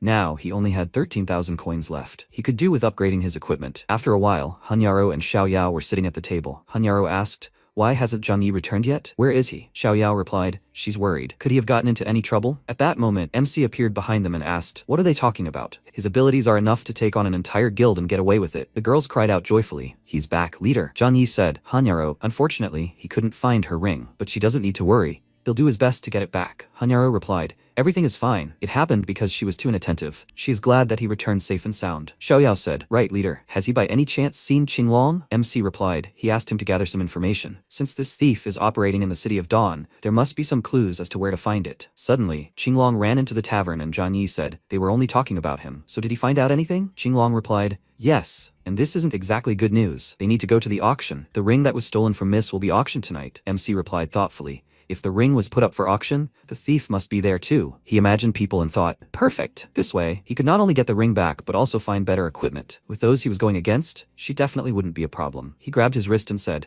okay, then they're off to the auction. After a while at the auction, the host said, dear players, the monthly auction will start soon. Here they can find various beasts, all kinds of the rarest equipment, and many rare items. Hanyaro asked, Johnny, isn't he going to go with them? MC replied, no, he needed to stop by somewhere first. He'd be back as soon as he took care of his business. He turned around and thought, if his memory served him correctly, there should be a hidden shop with a ton of good items here. Even in his past life, only a few people knew about it. He walked up to the sign for everything store and said, aha, he wasn't mistaken. The girl behind the counter greeted him and asked what items he was looking for. Johnny thought maybe he could deal with the thief without any trouble, but there would be enough people at the auction to create a ruckus. He needed to be careful and stock up on some items in advance. He said to give him 800 nights without a discount, as well as a set of pancakes with fruit. He thought, how shameful. The girl replied, okay, handsome. She had already opened the hidden menu for him. What does he want? The system window said, congratulating him. He opened the hidden menu of this shop, minus 1,000 gold coins. Zhang Yi thought in his past life, only 5% of all Apocalypse players opened the hidden menu. Although it is expensive, the effects of the potions here are several times superior to ordinary ones. He looked at the potion and said, he takes all these potions. The girl said, handsome, and he has a good eye. These potions are the pride of their store. He is the first person to know about this. Zhang Yi thought, a whole 4,000 gold coins. Let poverty meet him. Now he can only hope that the auction goes smoothly. At the auction, he looked around and thought, so quiet, shouldn't this be the auction hall? Had he really come to the wrong place? The host said, the starting price for this sheepskin scroll is only 100 coins. If no one places a bid, they will pass this item on. People started shouting, let them quickly skip this trash. Let them show something more interesting. Yeah, showing this item is just a waste of time. The MC smiled and asked, he hopes the undead ring hasn't been shown yet? Anyaru replied, no, so far they've only shown a sheepskin scroll of unknown origin. The MC thought, a sheepskin scroll? The host said, what a pity, since no one is interested in this item, they'll let it pass. Zhang Yi thought, wait, isn't this a dragon race secret mission scroll? In his past life, most major guilds were willing to kill for it. He raised his hand and asked to wait. He'll bet 100 coins. Someone laughed and shouted, who the hell would want this scroll? It seems all rich people are stupid. 100 gold coins for toilet paper. This is even worse than toilet paper. He wouldn't take it even if they gave it away for free. The host said, 100 coins 1, 100 coins 2, 100 coins 3. Sold. Zhang Yi thought, maybe for idiots like them, this really is nothing more than toilet paper. But for a dragon race player, this is a priceless thing. He can bet they will be very jealous when he completes the secret mission and gets exclusive dragon race equipment. The system window reported, a level 40 legendary rarity undead ring. The girl said, now, it's time for this amazing item. Legendary rarity, an undead ring. The starting price is 10,000 gold coins. Someone shouted, 10,000 gold coins? Who would have that much money to buy this? Hanyaru said to MC, look, this guy looks strange. Zhang Yi looked at the bald guy and said, he is dressed like a human, but he is from the main city of the beast race, the city of extreme ice. The guy said, this is a legendary ring with infinite improvement. Moreover, since it is so rare, why would anyone sell it to anyone? MC thought, but why would the beast race come to the human city? And who is with Shi Tuyan? Hanyaru said in surprise, amazing, he even knows such things. MC replied, no, he just read the detailed information of each race before choosing a camp. Shui Wuhen stood up and said, he's going to take that ring. He doesn't care how much they offer, he'll double the price, so they don't even have to try. The people screamed, where did such a rich man come from? Is this ring really that good? Looks like no one can get it. The guy ran forward and shouted, what an idiot. How dare the beast race even come to the human city? Shui Wuhen clenched his fist and hit him in the face, and then asked, well, does he have the right to be here now? The guy said they need to go. There's no point in provoking him. The guy clucked loudly and said, all he can do is wave his fists. MC walked up to him and put his hand on his shoulder and said,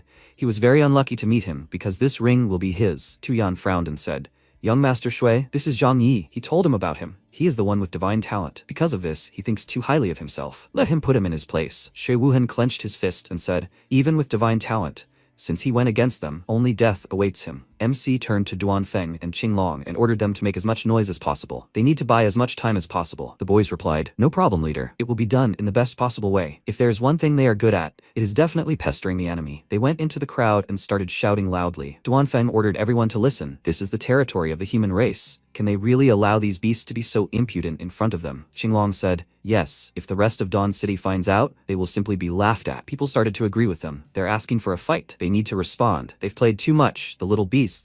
Let them be prepared to experience a sea of pain. Qinglong screamed. He didn't like them from the start. They're in the game, and they're still trying to stand out by wearing beautiful suits for the auction? Stop wasting time. Let him beat them. Shui Wuhen's guards rushed into the fray and shouted, this is the first time they've seen people seeking their own death. Well, let them show what they're made of. He's not afraid of any of them. Zhang Yi drank a high-rank invisibility potion, after which the player becomes invisible, and this cannot be detected by any skills. The duration of this is 3 minutes. He also used a high-rank smokescreen potion. After use, a smokescreen is created at the specified location and it cannot be dispelled. The duration of this is 3 minutes. A high-rank fire potion. This creates a fire at the specified location. The duration is still 3 minutes. MC thought, here we go. He threw these potions towards the crowd and a loud cry was heard.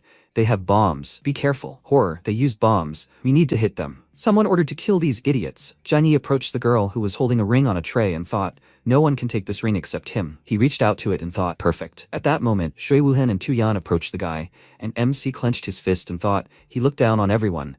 And now he will be beaten by someone he can't even see. He hit Shui Wuhen on the head and he fell, and Tu Yan cried out in fear. Young master, is he okay? He will help him. Shui Wuhen screamed. What idiot dared to hit him? Let him show himself. MC kicked Tu Yan in the back and thought, he really doesn't want to see his ugly face. Tu Yan screamed, who hit him? What's going on? Shui Wuhen cried out, who dared attack them? He swears he'll kill him as soon as he finds him. The system window reported, there are 10 seconds left on the invisibility potion. Jiang Yi thought the potion's effect would end soon. He needed to get away before he was spotted. This time, he'd let them go. The system window reported, Jiang Yi had used the skill Golden Speed. It increases movement speed by 100%. It lasts for 20 seconds with a 3-minute cooldown. Shui Wuhen screamed, they can see he's here. Don't let them step on him, you idiots. Tu Yan cried out with tears in his eyes. He's human. They've picked the wrong guy. The invisibility potion's effect ended, and MC wrote in the guild chat that the mission was over. They should get out of there quickly. I'll see them in the alley next to the auction. Duanfeng replied, okay, and Xiao Yao sent a cute sticker. After a while, Han Yaru said, he disappeared so suddenly, she was afraid something happened to him. Is everything okay? Jiang Yi replied, yeah, and he also took the ring. But according to the auction rules, a special seal is placed on items to prevent such incidents. Items taken from the auction without paying the seller will return to their inventory after a while. Han Yaru screamed, so everything they did was useless? MC replied,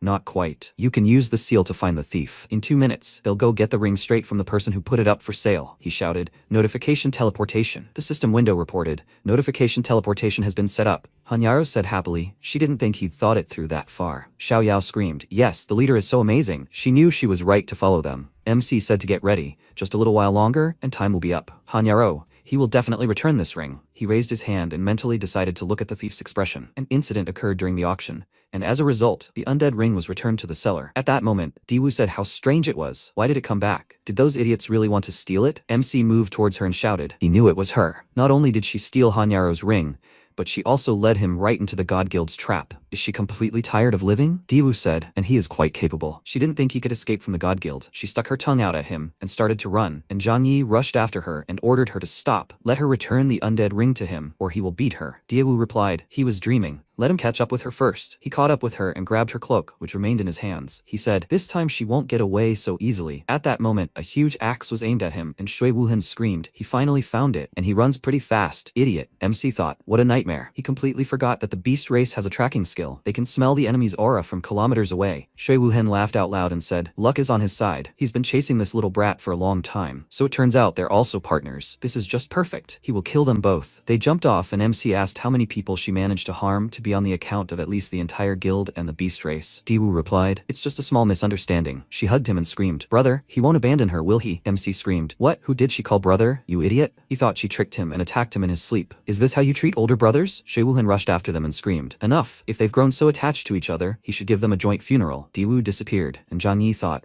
first she calls him a good brother, and then the next, she runs away from danger ahead of everyone else. Shui Wuhen attacked with the skill, Beast Charge, and screamed. Where did he get the courage to provoke him at the auction? MC hit his back on the ground and thought, horrible, that hurts so much. This guy deals a lot of damage. The Beast Tamer's initial defense is too low. He lost a ton of health from one attack. Shui Wuhen looked at Jiang Yi and said, boy, he advises him to immediately hand over this girl to him, kneel and beg for mercy. Then maybe he will think about letting him go. He ordered him not to shirk. He saw them hugging here. MC dodged the attack and asked which of his eyes he saw it with. He may be talking nonsense, but he should know his limits. Otherwise, he will sue him for slander. Shui Wuhen screamed. He clearly saw what the two of them were doing just now. He remembered seeing them and said he could smell the familiar scent of that runaway girl on him. He thought, well done. Let them hug here more. He will catch both him and that fool. He screamed. If he hadn't arrived now, who knows how far the two of them would have gone. Jiang Yi said he really couldn't be persuaded. He changed his attribute and rushed towards the enemy. He screamed, he's really stubborn as an ox. Huh? Player Shui Wuhen is taking fire damage. 300 health points in a minute. He said, a small trick. Let him consider these few hundred damage points as his gift. He took off his jacket and asked to be allowed to show him the difference between them. He covered everything around him in fire. And Jiang Yi thought, what the hell? Is this the same skill? Why is his damage constantly increasing? Shui Wuhen laughed out loud and said, he forgot to mention that the lower his health points, the higher his damage. MC took out an advanced health potion and started to drink it,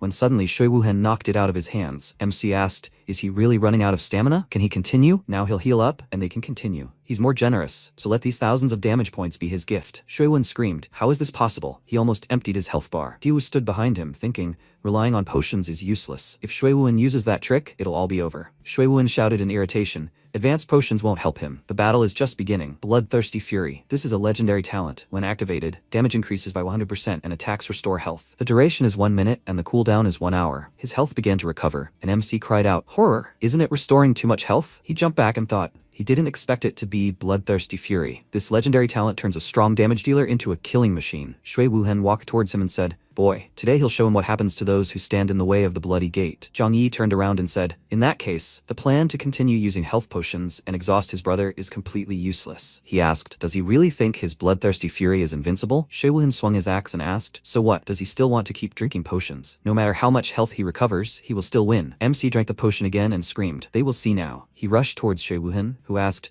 does he still not understand that he will lose? Let him die. It seems he enjoys beatings. He struck Zhang Yi's body and screamed, or did he drink the wrong potion and go crazy? MC replied, he enjoys sucking blood from his opponents. Well, let him suck some more. Shui Wuhen's veins covered him and screamed, what? What did he just drink? Zhang Yi replied, an improved poison potion. It inflicts a minus 100 health points debuff on the target per second, lasts for a minute and cannot be dispelled. He handed him the potion and asked, does he want to try it? He still has some left. Shui Wuhen looked at his body and thought, he tricked him. He let himself get hit on purpose to trigger his bloodthirsty fury, and he got poisoned. He asked, so what now? Is he satisfied? His HP is still lower than his, and he'll die first. MC asked again, is he sure? That's not necessary at all. He activated Immortal Body, which surprised Shui Wuhen. He thought, the debuff duration of a high-level poison potion is 1 minute. As long as he uses the damage immunity from Immortal Body, he can ignore it. He called out to Shui Wuhen and said, it seems his health potions are too low quality. He has one high-grade potion here. Shui Wuhen stretched out, and Zhang Yi pulled the potion back and asked, he wants it? Then let him pay for it. Shui Wuhen thought, he only had one chance to resurrect left,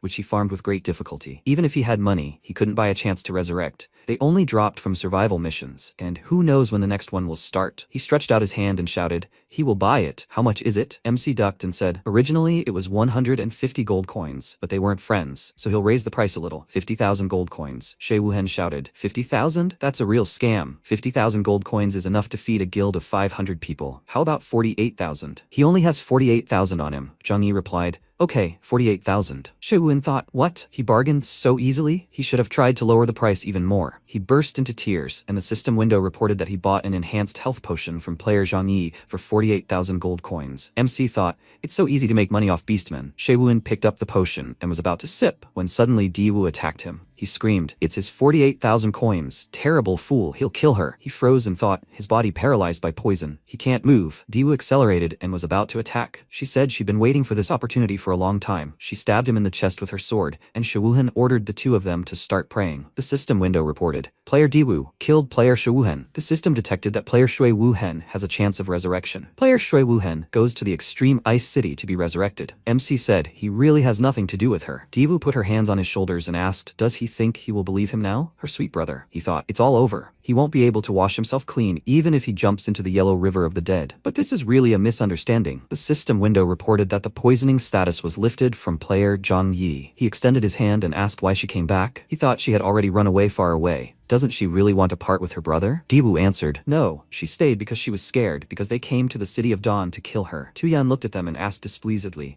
horrible. Why is this guy Zhang Yi so lucky? He has another beauty with him. The guy extended his hand and shouted, boss, the boss is dead? Tuyan thought, what? And he said that he was the strongest beastman? Useless. He thought he had found a strong backer, but Zhang Yi killed him. Before everyone noticed, he must slip away first. A voice suddenly rang out. Did anyone let him go? Blades flew at his back and a scream rang out. He still owed him. MC used golden speed and knocked Tuyan to the ground, ordering him to answer. Why did the beastman come to Dawn City? Tuyan cried and said he only knows about finding this girl and returning the card. He doesn't know anything else. MC thought, returning the card? What card can make the beastman attack the main human city? Could it be? Diwu took out a golden card and asked, does he mean this? She got this card after the assassination in Extreme Ice City. But this card is useless except for its beautiful cover. It's golden and looks very similar to the divine talent cards. Zhang Yi thought, where is this similar? Tuyan thought, isn't this it? MC thought, whether it's normal, epic, or divine, each player can only have one talent. Maybe that's why she can't activate this divine level talent card, and it seems she doesn't know it. Wait, She said she killed someone. Could the rumors about the divine talent card in his past life be true? He remembered someone swung and screamed. His card is now his. Divine level talent cards can be transferred between players, and the way to obtain them is by killing the previous owner. Tuyan asked, maybe they'll let him go now? He told them everything he knew. MC swung his sword and thought if he hadn't seen this card just now, maybe he would have let him go. But now he has to die and take this secret to the grave. The system window reported that player Shi Tuyan was killed by player Zhang Yi. It was discovered that the player has no chance of resurrection left. The player is dead. Diwu asked, is he so close to her now? He's not afraid that she'll do something to him? MC replied,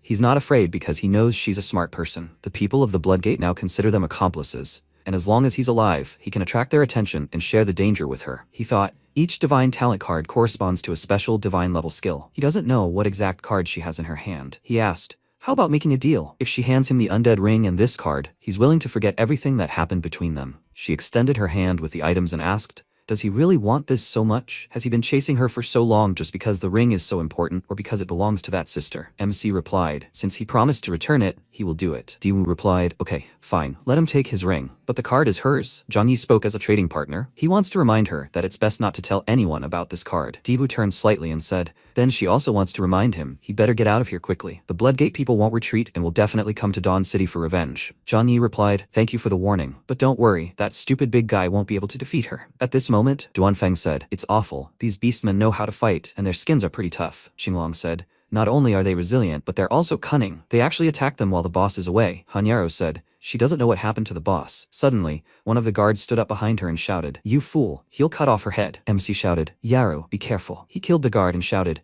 he sent their boss back to Extreme Ice City, so it's about time they escort him there too. Xiao Xiao broke into a run and screamed, he's finally back, boss. Hanyaru asked, are you okay? Any injuries? Zhang Yi replied, no, but these beastmen are really stubborn. Yaru let her see. He returned her ring. She cried out joyfully. She knew he would do it. Zhang Yi spoke up, they must level up as soon as possible. The main forces of the apocalypse have already reached level 50. They can't fall behind. Duanfeng suggested starting right away. Qinglong said he thought their grind maniac was ready. Duanfeng showed off his muscles and ordered them to see how powerful he was. Tomorrow he would use them and take down all the monsters. MC thought, in many cases, divine luck means a simultaneous encounter with great risk. Once the secret of the divine talent card is revealed, he and Hanyaro will become prey for all the apocalypse players and will fall into the most dangerous situation. Before that happens, they must properly increase their strength. After a while, the system window announced, congratulating the master on reaching level 50. He can now advance his profession to rank 2. Character attributes, level 50, Beast Tamer. MC thought, although it took them a long time to overcome the Bloodgate, they have finally reached the required level. On Dawn Street, Xiao Yao asked, Headmaster, what should they do next? They have reached the maximum level. MC replied, of course they will break through the maximum level. He thought,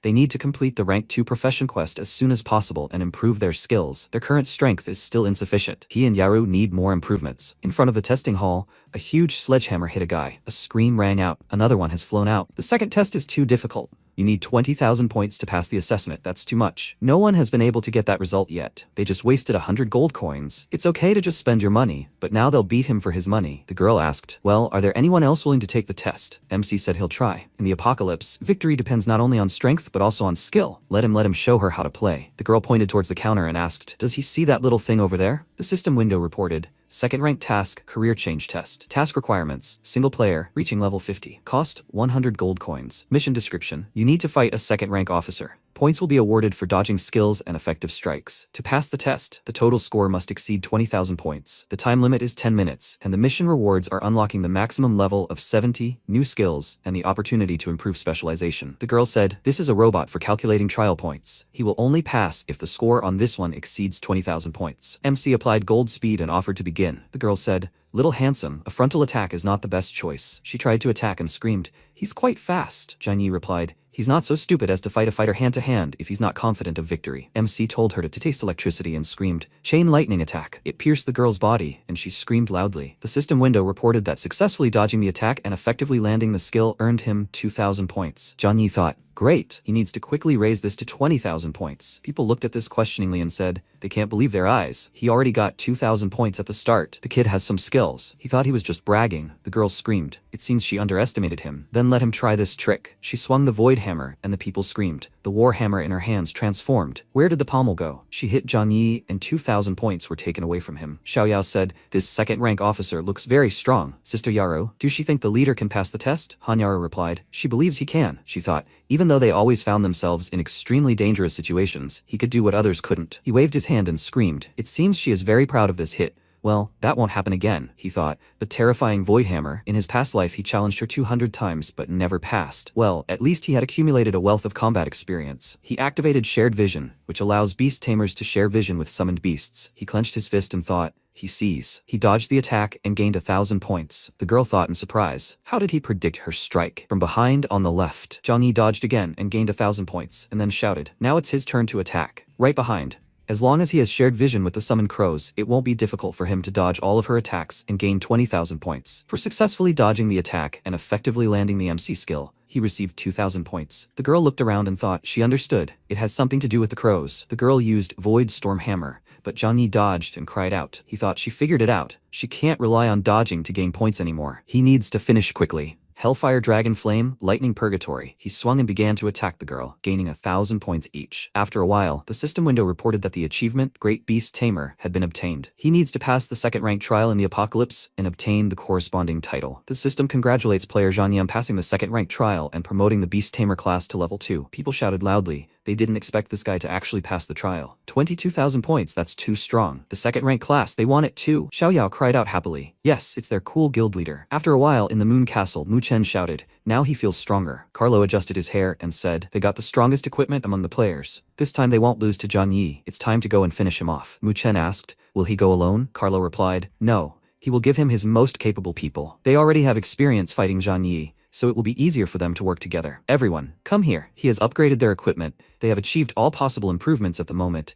so let them not fail him anymore. Mu Chen will be the commander in this operation. The guys answered, yes, they will complete the task. As he orders, Carlo handed over a scroll and told Mu Chen to take this. It can help in a difficult situation. But let him remember that this can only be used once. Mu Chen replied, yes, they are moving out to the City of Dawn. Carlo stroked his dragons and said, Zhang Yi, he will greatly regret becoming his enemy. After some time in the City of Dawn, Han Yaru asked, how about this barbecue place? Did you like it? MC replied, it was the best barbecue he's ever tried. Tomorrow, he will take them to train for the second-rank test. Xiao Yao cried out joyfully. They'll soon be able to pass the test like their leader. Qinglong placed his hand on MC's shoulder and said, leader, he heard that after passing the test, he can use powerful second-tier skills in his specialization. Let him show it to them sometime. Zhang Yi replied, okay, he'll show it the next time they go into the dungeon. He thought so many skills had been added that he hadn't figured them out yet. The system window reported, Demonic Substitution Level 1. This is a rank 2 Beast Tamer exclusive skill. It removes all crowd control effects and leaves a demon doll at the casting location. Once attacked, all surrounding enemies will panic for 3 seconds. The cooldown is 30 minutes.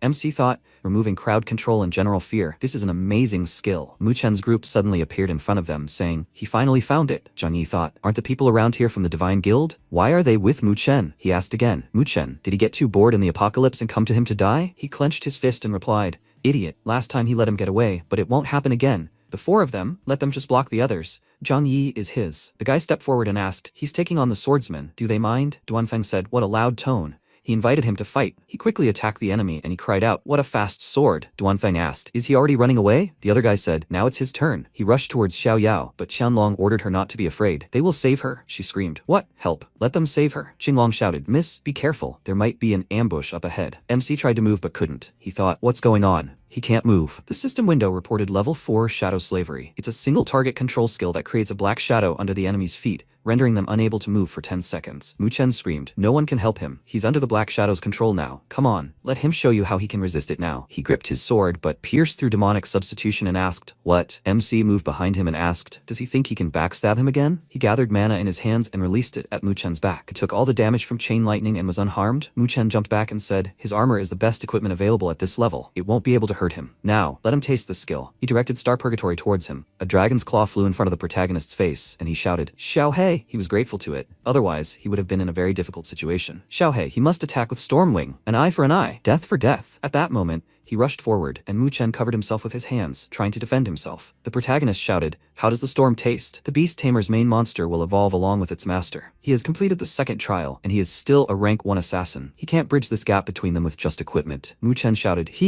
A damn giant level 2 dragon. The dragon grabbed him with its claw, and the protagonist shouted, Mu-chen, he will always surpass him. At that moment, Mu-chen gritted his teeth and thought, damn it, why didn't that guy Carlo tell me that Johnny completed the second trial? He remembered how he had handed him the scroll and told him to remember that it could only be used once. He thought, right, there's a scroll. Then he took the scroll out of his inventory and said, Johnny, he shouldn't be too happy. The dragon shouted, well then, come on, he must show his strength. The next second, a dragon appeared in front of Mu-chen, throwing away the protagonist's dragon. The protagonist called out to the creature in fear, while the enemy dragon bit his dragon and threw it up, after which the dragon fell onto the rocks. Mu-chen thought, Carlo hadn't lied. With help like this, even a giant second-level dragon is no obstacle to him. At that moment, the protagonist knelt before the dragon and extended his hands towards it, and Mu-chen shouted, Johnny, today is the day of his death. Meanwhile, the guy asked, do they want to save her? It all depends on their ability. Xinguang shouted, they must quickly give Xiao Yao back. Then Yaru created a magic symbol in front of her and cast hail. The boy shouted, Skeleton, he's leaving this to him. He mustn't fail. In response, he used a bone block, blocking the ice attack. Xinguang said,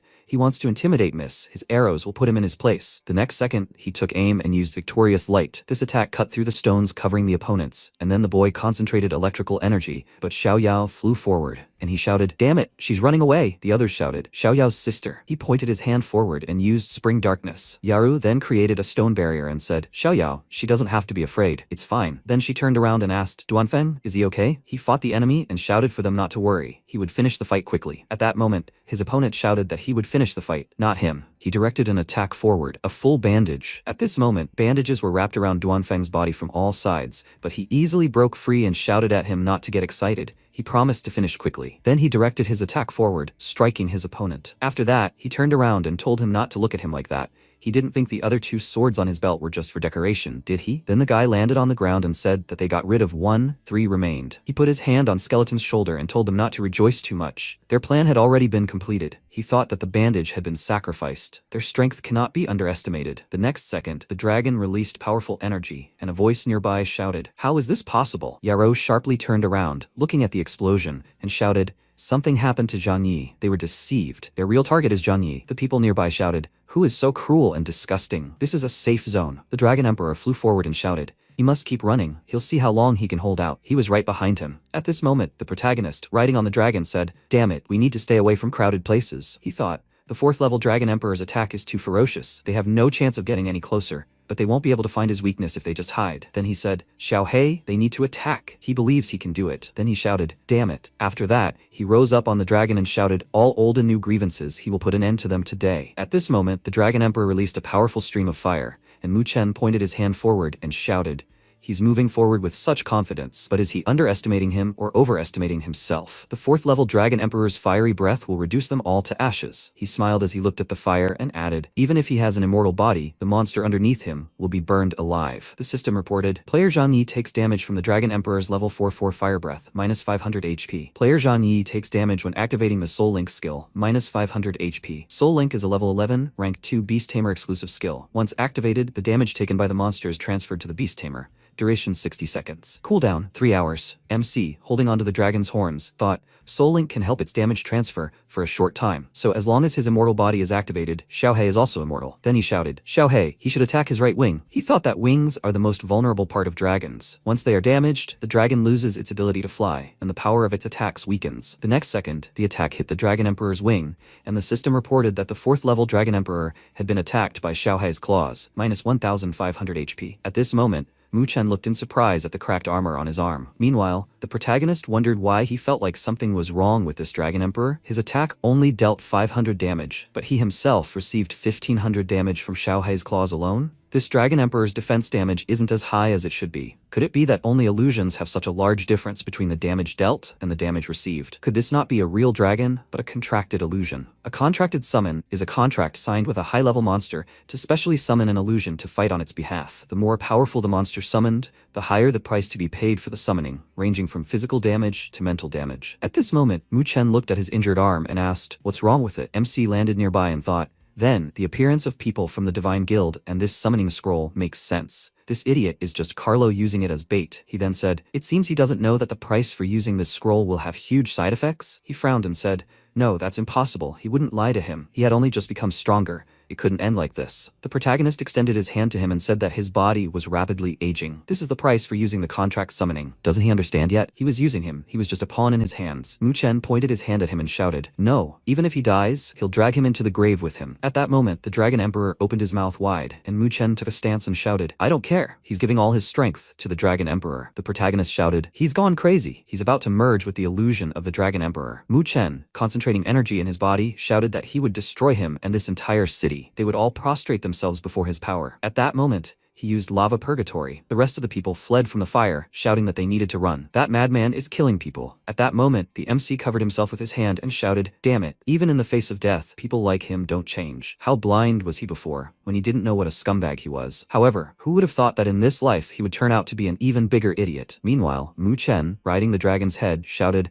"Zhang Yi, so what if he was reborn? He can't kill him. On the contrary, he will be killed by him again." At that moment, the dragon's claw reached out to the protagonist and grabbed him. He thought he'd completely lost his mind. Then the dragon slammed its claws onto the ground, and the protagonist jumped up and noticed the scroll. He thought he needed to destroy the summoning scroll. Then the connection between the illusion and his real body would be severed. After that, he conjured a weapon in his hand and shouted, "Xiao He, he must cover him." He swung the weapon and shouted that he would destroy it. Then he smashed the scroll, and Mu Chen, beginning to disappear, shouted, "No, he can't lose." But at that moment, the protagonist's dragon fell to the ground, and the protagonist ran to it, calling out in alarm. Meanwhile, Xiaoyao looked around and shouted, "Why are there so many casualties? Those people from the Divine Guild are crazy bastards." Duanfeng added, "Damn it, I shouldn't have let them go. Sooner or later, they'll pay for this." Yuro ran to the protagonist and shouted, "Zhang Yi, are you okay?" They couldn't come to his aid. Then she noticed the wounded dragon, and he put his hand to the creature's head and said, "To save him, he practically sacrificed his life. He will definitely find a way to save him. And as for the person behind the scenes who planned all this, he would make him pay for everything at any cost." Sometime later, the outskirts of Dawn City, Chushui Forest, Yaro looked at the protagonist, who was running further, and thought, why did he come here so early? What does he want to do? At this moment, MC thought, in the world of apocalypse, there is an extremely valuable revival potion. No matter how many wounds you receive, if you drink this, you can fully recover. Then he said that Xiao Hai is now in critical condition. Relying on an ordinary life potion is completely useless. If he wants to save him, he must get this potion. Weakness. The monster is mortally wounded and is on the verge of death. In this state, the monster cannot be summoned by the master to participate in battle. He thought that to get this potion, he needed to find a special healer, Leia, and complete a chain of quests to prepare it. Then he stopped next to the girl and said, "Finally, they see each other again, Leia." Not long before, he ran up to her and said that he had found all the materials she wanted. She must help him make a revival potion. Then she gave him the special potion to drink. In the present, she turned around and asked, was he looking for her? He said, "Leia, hurry up. She must give him the quest to prepare a revival potion." And she was surprised. How did he know that she was studying the revival potion? He suggested they talk later. She should give him the diary. He must save Xiao He before it's too late. She conjured the diary in her hand and asked, is this what he meant? His little friend must be seriously injured, but he shouldn't worry. It's the diary. Before she could finish speaking, the protagonist took it and said, "This contains the keys to 3 valuable materials needed for the potion. He will bring it, and she will prepare the potion for him." The plot is still the same. She wondered how he knew what she wanted to say. In response, he stepped forward and thanked her. The system reported that a mission had been received, creating a revival potion. According to the clues in Leia's diary, the additional quest required him to find all the precious materials needed to create the revival potion. The location is known, the essence of life in the Demon Tower. The Flower of Dreams is in Extreme Ice City. The final reward for the mission is a revival potion, 1 piece. He thought about it. The first step in the mission is obtaining the essence of life. Looks like he has to return to the Demon Tower. Just in time. Then Leia said thoughtfully, "These 3 materials aren't easy to find. It will take him anywhere from 10 days to half a month to do it alone." He replied that he'd bring it in a few minutes, and that she should wait for him. At that moment, Yaru, watching him from behind a tree, thought, so it's for saving Xiao He. But how did Zhang Yi know there was such a quest? Every time he rushed forward, she also wanted to do something for him. He shouldn't worry. He should give her the remaining materials. After some time, the system announced the opening of the city's Demon Tower. The gathered players were saying that finally, after a week, he could fight those monsters again. Damn it. He heard that last time someone reached the 12th floor. He absolutely had to beat that record. Hey, where did such a wild boy come from? And he runs so fast too. At that moment, the protagonist, rushing forward, thought, wait for him. Xiao He, I'll definitely make a potion and bring it to him as soon as possible. He started knocking on the door of the city's demon tower, saying, hurry up and let him in. He was in a hurry. At that moment, the creature emerged from the room and shouted, who's calling him and isn't afraid of death? What weakling dared disturb his peace? The next second, MC stepped on his foot, causing him to fall, waving his hand and saying, he has no time to waste. He had to hurry and show him the location of the portal to the next floor. The monster grabbed his weapon,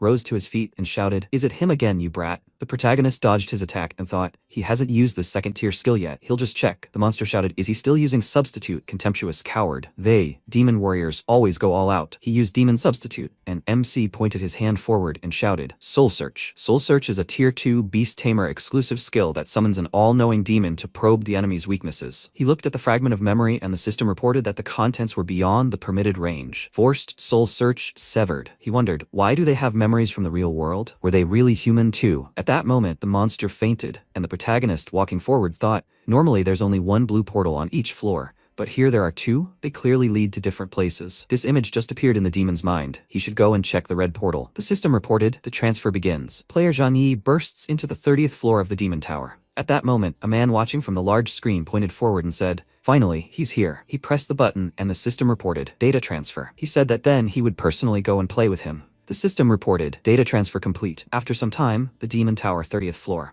The system reported that he had entered the 30th floor of the demon tower. MC shielded himself from the sand with his hand, thinking, suddenly, the red portal leads directly to the 30th floor. That saved him a ton of time. Then he looked at the towering building and thought, okay, now he just needs to get the life essence from that spire. The next second, the building was engulfed in a dark aura, and a rift in space appeared before him. He wondered what kind of pressure was that. Then a beam of powerful energy erupted from the rift, and the level 60 fallen angel Seraphim appeared before him. Seraphim conjured a magical symbol in front of her and said, since he's not afraid of death and dared to challenge the 30th floor, he will be suppressed with absolute power. She unleashed several magical attacks at once, and the protagonist, suddenly dodging, said, "Damn it, do you really have to throw such powerful skills at me right away?" At this moment, a small stone hit Bahuang's face. He opened his eyes and sat up in surprise. He thought, didn't he just come from the 8th floor? When did he manage to get here? Then he looked to the side and thought, Zhang Yi, what's going on here? He said, he came here straight after the second tier trial. He thought, why is the local boss the fallen angel Seraphim? Damn, he doesn't have enough strength. What should he do? Where are so many bones coming from? The system reported, unknown human skeletal bones left here since the time when Seraphim carried out a massacre in Dawn City. MC thought, nothing good can definitely be expected from this fallen angel. Then he sank to the ground and said, but he seems to have found a way. He extended his hand to the skull and said, go ahead, he will grant them a chance to avenge themselves. At this moment, the system reported, a divine level talent, a spirit summoner. The protagonist said, they must rise up, his warriors. At that moment, skeletons began to rise from under the sand,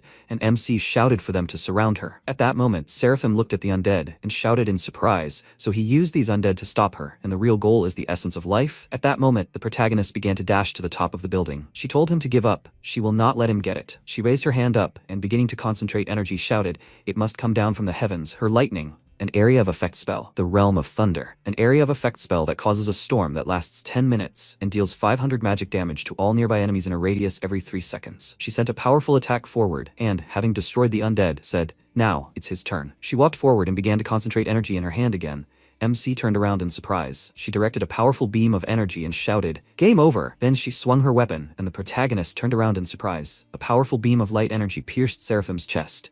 Seraphim turned and screamed. How could someone kill her? Bahuang stood behind her, stabbing her with his weapon. She wondered, why are there other players on this floor? At that moment, the system reported, attention, carrier damage, consciousness will be disabled. At that moment, the observer thought, damn, the NPC data stream control technology is still unstable. They were lucky today, he said, but they'll meet again soon. After a while, the protagonist, holding the potion in his hand, was surprised. Bahuang, why is he here? Isn't this a single-player dungeon? But he was glad he was here and alive thanks to his sword. By the way, he had never seen him use such a cool attack before. Bahuang shouted in surprise. What? Did he kill the boss? Sometime later, the Tower of Eternity. The observer said, Elf Apocalypse. She must replay all the scenes of the battle. She replied, yes, master. He watched the action from the large screen and told her to enlarge the lower right corner of the screen. She followed his order, and he, noticing the man, said, so that's who really interfered in his affairs. Sometime later, at the entrance to the Demon Tower, the system reported, the countdown to the Demon Tower closing is 3 hours 5 minutes 57 seconds. Qinglong walked forward and said thoughtfully, the boss isn't going to sit inside until dark, right? He can't be missing the Demon Tower so much since last time. Then the system reported, the countdown to the Demon Tower closing is 3 hours 2 minutes 45 seconds. Qinglong looked at the portal that had formed in surprise and shouted, Chief. At that moment, Bahuang placed his hand on the protagonist's shoulder, thanking him for his care of Yaru these days. He extended his hand and replied that everything was fine. Yaru would also be glad he had returned. At that moment, Qinglong joyfully said, young master, he's here too. Miss had disappeared since this morning. They had sent her a message but hadn't received a reply. Bahuang said, Yaru has always been cautious. There must be some reason for this. The protagonist said, yes, please. You should remember clearly. Had Yaru behaved strangely before she disappeared? Qinglong said thoughtfully. Strange behavior? He saw Miss in the square last night. She was standing in front of a statue alone, as if praying for something. He saw that she had closed her eyes and didn't bother her. MC said, "The same thing happened to Yaru last night in the square by the statue. It must be a prayer quest. Prayer is a leisure and entertainment quest in Apocalypse. To complete it, you need to pray for 3 hours in the main city square at 9 p.m. There's a chance to receive an Oneiro's reward, a dreamstone. However, the stone itself is useless, except for decoration. However, if you water it with the dream spring from Menglin's villa, you can obtain a dream flower. Dream flower, he knows where the villa is. Yaru should be there, Bahuam said. Then they should go right now. After some time, Extreme Ice City, Menglin's villa. The protagonist walked forward and said, Qinglong, he should try sending him a message, but he summoned a system window and said, unable to send a message. He shouted in surprise, what's going on here? The protagonist replied, in fact, the villa belongs to the deity of dreams, and he has created significant information here to counter the enemies of Apocalypse. Various strange monsters will randomly appear in the villa. Players cannot exchange messages while within the villa's defensive formation. Therefore, Yuro is not responding to their messages. She must be somewhere here. They must not disperse after entering, otherwise it will be difficult for them to meet due to the inability to communicate and exchange news. Meanwhile, Yuro shouted, it's a dream spirit. Everyone must prepare for battle. The spirits rushed forward and used fierce fight. At this moment, Dunshi created a spirit behind him that grabbed the attacking spirits and said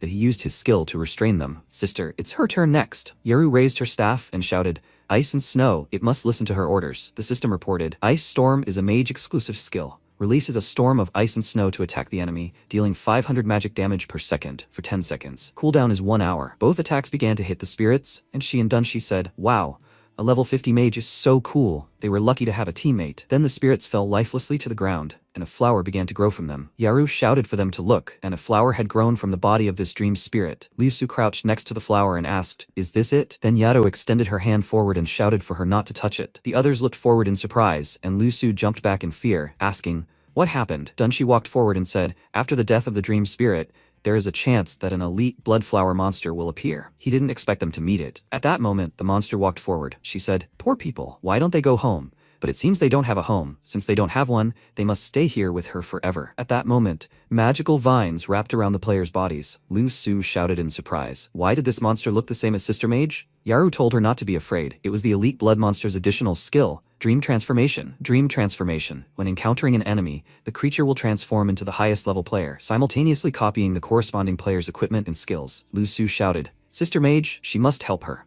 And she said that these flowers constantly live in the semi-darkness. What if, with these thoughts, she took out a crystal and threw it next to the flowers, which immediately withered. She shouted, exactly, they must be afraid of the light. They must use light skills against it. Then Lu Su shouted for the monster to look at her. She raised her hands and used Sunlight. Sunlight, a priest-exclusive skill, summons a beam of sunlight in the target area, restoring 500 HP to teammates in the area. Duration 10 seconds, cooldown 10 minutes. Then she sighed, freed from the shackles, and Dunshi lifted her up. The next second, arrows flew straight at them, and Yaru grabbed Liu Su and flew forward. She shouted, watch out. Those arrows hit the monster directly, and the players shouted, they must get out of the way. Brothers, this is an elite bloodflower monster. Whoever grabs it, it belongs to him. At that moment, Yaru gritted her teeth and thought, damn, a flash just caught their attention. Looks like they want the reward for the bloodflower spirit. Liu Su pointed her finger forward and shouted, this bloodflower spirit was summoned by them. They must not touch it. Yaru whispered, not to be impulsive. She suggested they wait and observe the situation. At least let them expend their energy fighting the dream spirit. Then the Bloodgate Guild members walked forward. One of them shouted, get away, onlookers. Bloodgate is here. They need to get out of the way. Get out of here. This bloodflower spirit belongs to Bloodgate. The other players started running away, and Dunshi leaned over to Yaru and said,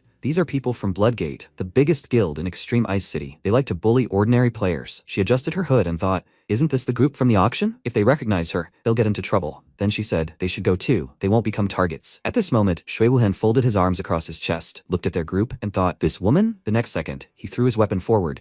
Yaru stopped in fear. He pointed a finger at them and shouted, of course he was right. It's the girl who was with Zhang Yi at the auction. Where are the others? She replied that she didn't know what he was talking about, and she didn't know him either. The rest of the Bloodgate Guild members surrounded them, and she shouted, ow, how stubborn. She may not know him, but he knows her. He didn't have time to go to Dawn City to settle the score with them, and they came to him here. Dunshi smiled awkwardly and said that it was some kind of misunderstanding. This girl is with them. If they want the bloodflower spirit, they won't bother them. Since they are busy, they will leave. At this moment, Shui Wuhan kicked him in the side and shouted, get out! He wants to just leave after meeting him? Liu Su crouched next to Dunshi and shouted, hey! They are going to the dungeon and don't want any trouble. He shouldn't pick on them. He grabbed his weapon and shouted, what idiots! Since they are together, he will send them all straight to hell. With these words, he kicked off the ground and flew to attack. Yaru pointed her hand forward and shouted, Weapon forward, she shouted. Divine level talent, spirit summoner. Several spirits appeared and stopped his weapon, and the rest of the players shouted, damn, this guy from Bloodgate is a villain. That girl didn't touch him, that's right, they even gave him that elite monster without a fight. If their guild members are as cruel and reckless as they are, they should leave here. Then Shui Wuhen cut down the spirits, and one of the fleeing players shouted, he's not a vile person, but alone against Bloodgate we must forget.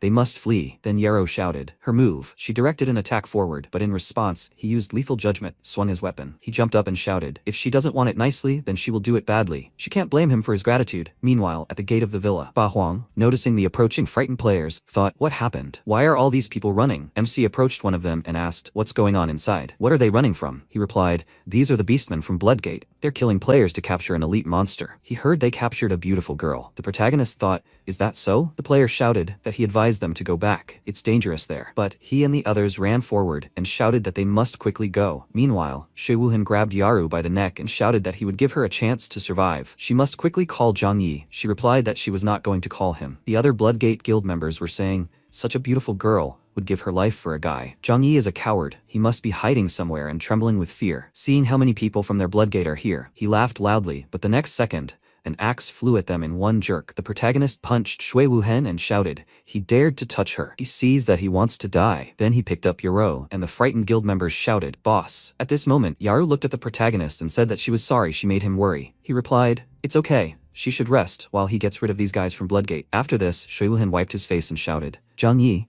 He doesn't seem to have grasped the situation. He understands that this is his guild's territory. He fell forward and shouted for the others to grab this idiot. He would try to get him long and hard. The rest of his guild surrounded the protagonist, but a battle broke out behind them. Ba Huang, pushing forward, shouted, how dare they bully his sister? He'll kill them all. They made their way to the protagonist. He said everything was fine, but Yaru was seriously injured. They should take care of her first. The people from Bloodgate had always been treacherous. They shouldn't succumb to their provocations. Qinglong shouted, he shouldn't worry, leader. They will protect Miss. Ba Huang added, he'll always be here if anything goes wrong. Then Yaru said, he must wait. He must take it. This might be useful to him now. He must be careful. He was surprised.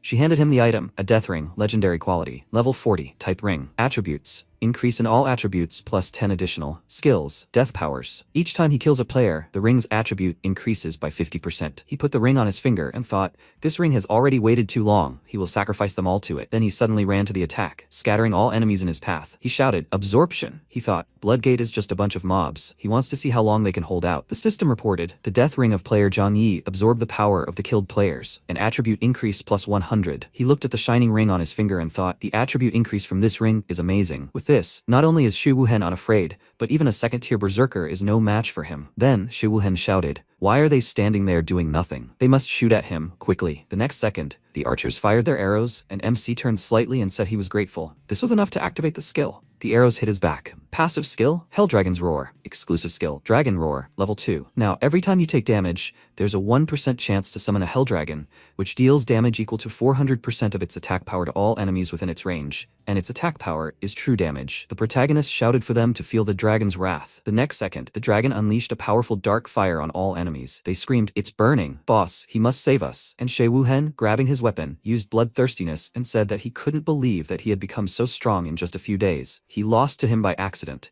He must be bluffing again. He will avenge his brothers from Bloodgate. The next second, his weapon broke. He turned around in surprise and said, he shouldn't do this. Bloodgate is the #1 guild in Extreme Ice City. If he attacks him, the people of Bloodgate will not let him go. MC, pointing his weapon at him, said that he had already killed him once. He thinks he'll be afraid to do a second time? They, the members of Bloodgate, are all cruel and evil. So what favor would he be doing this world if he killed him? They want revenge on him. They should come and try. He answered, no. The next second, the protagonist beheaded him and told him to become a good person in his next life. The system reported that player Shui Wuhen was killed by player Zhang Yi. There is no chance of resurrection. The player is dead. Meanwhile, Qinglong walked forward and said, Headmaster, they've dealt with the people from Bloodgate. What should they do with the elite monster? He heard that killing it yields many rewards. He told him to wait and not kill it yet. Yaru, she got 1 Iros from the prayer quest, right? She should try giving it to the monster. She replied, okay. Then she handed over the crystal. She said, the warriors who recovered the Dreamstone should follow her. Qinglong shouted. The headmaster has clearly read some secret guide to the apocalypse, right? He knows a lot. Then his comrade asked, where is she taking them? The protagonist told them to simply follow her. She will lead them to the source of the dream. After a while, she stopped and concentrated a huge water sphere, saying, sleeping soul, it must awaken. The water began to bubble, and the dream goddess appeared. She waved her hand and said, the chosen one is finally here, one of the 10 gods of the apocalypse, corresponding to one of the 10 divine talent cards. After that, the goddess said, I've waited so long. It was a long time ago. Many years have passed.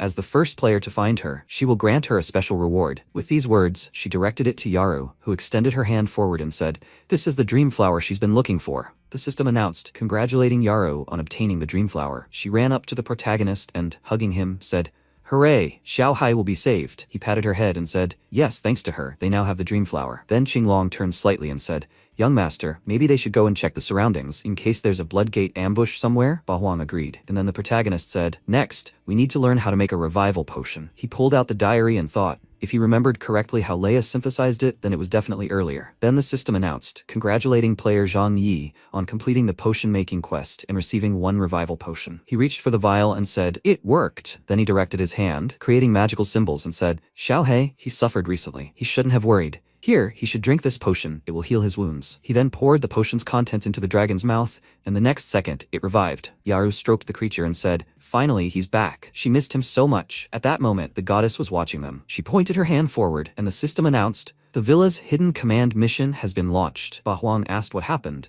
They must be careful. The goddess said that 1,000 years ago, ghosts invaded the Apocalypse continent, and the villa remained the only local settlement free from the invasion, protected by a formation. Seal cast. 10 gods rallied to fight back and sealed the king of the ghost clan. He then said that they were only delaying the inevitable. She added that after the Great War, the whereabouts of the other 9 gods were lost, and she fell into a long slumber. What they saw now was an illusion left to her before she fell asleep. She had to wait for the chosen warrior to find her and awaken her. Yaru looked at her and said, Dream Goddess, she has disappeared. The system reported, the Lost Dream Goddess, a legendary hidden quest. After the sealing of the Ghost King, the whereabouts of the 10 gods of the apocalypse remained unknown. They must follow the clues and find the Lost Dream Goddess. The main characters walked forward and said they'd been teleported to the quest location and should be ready. The next second, ghosts attacked and he shouted, careful. He jumped aside and shouted for them to be careful. Yuru then pointed her staff forward and shouted that she'd stop them. MC said he'd take those 2.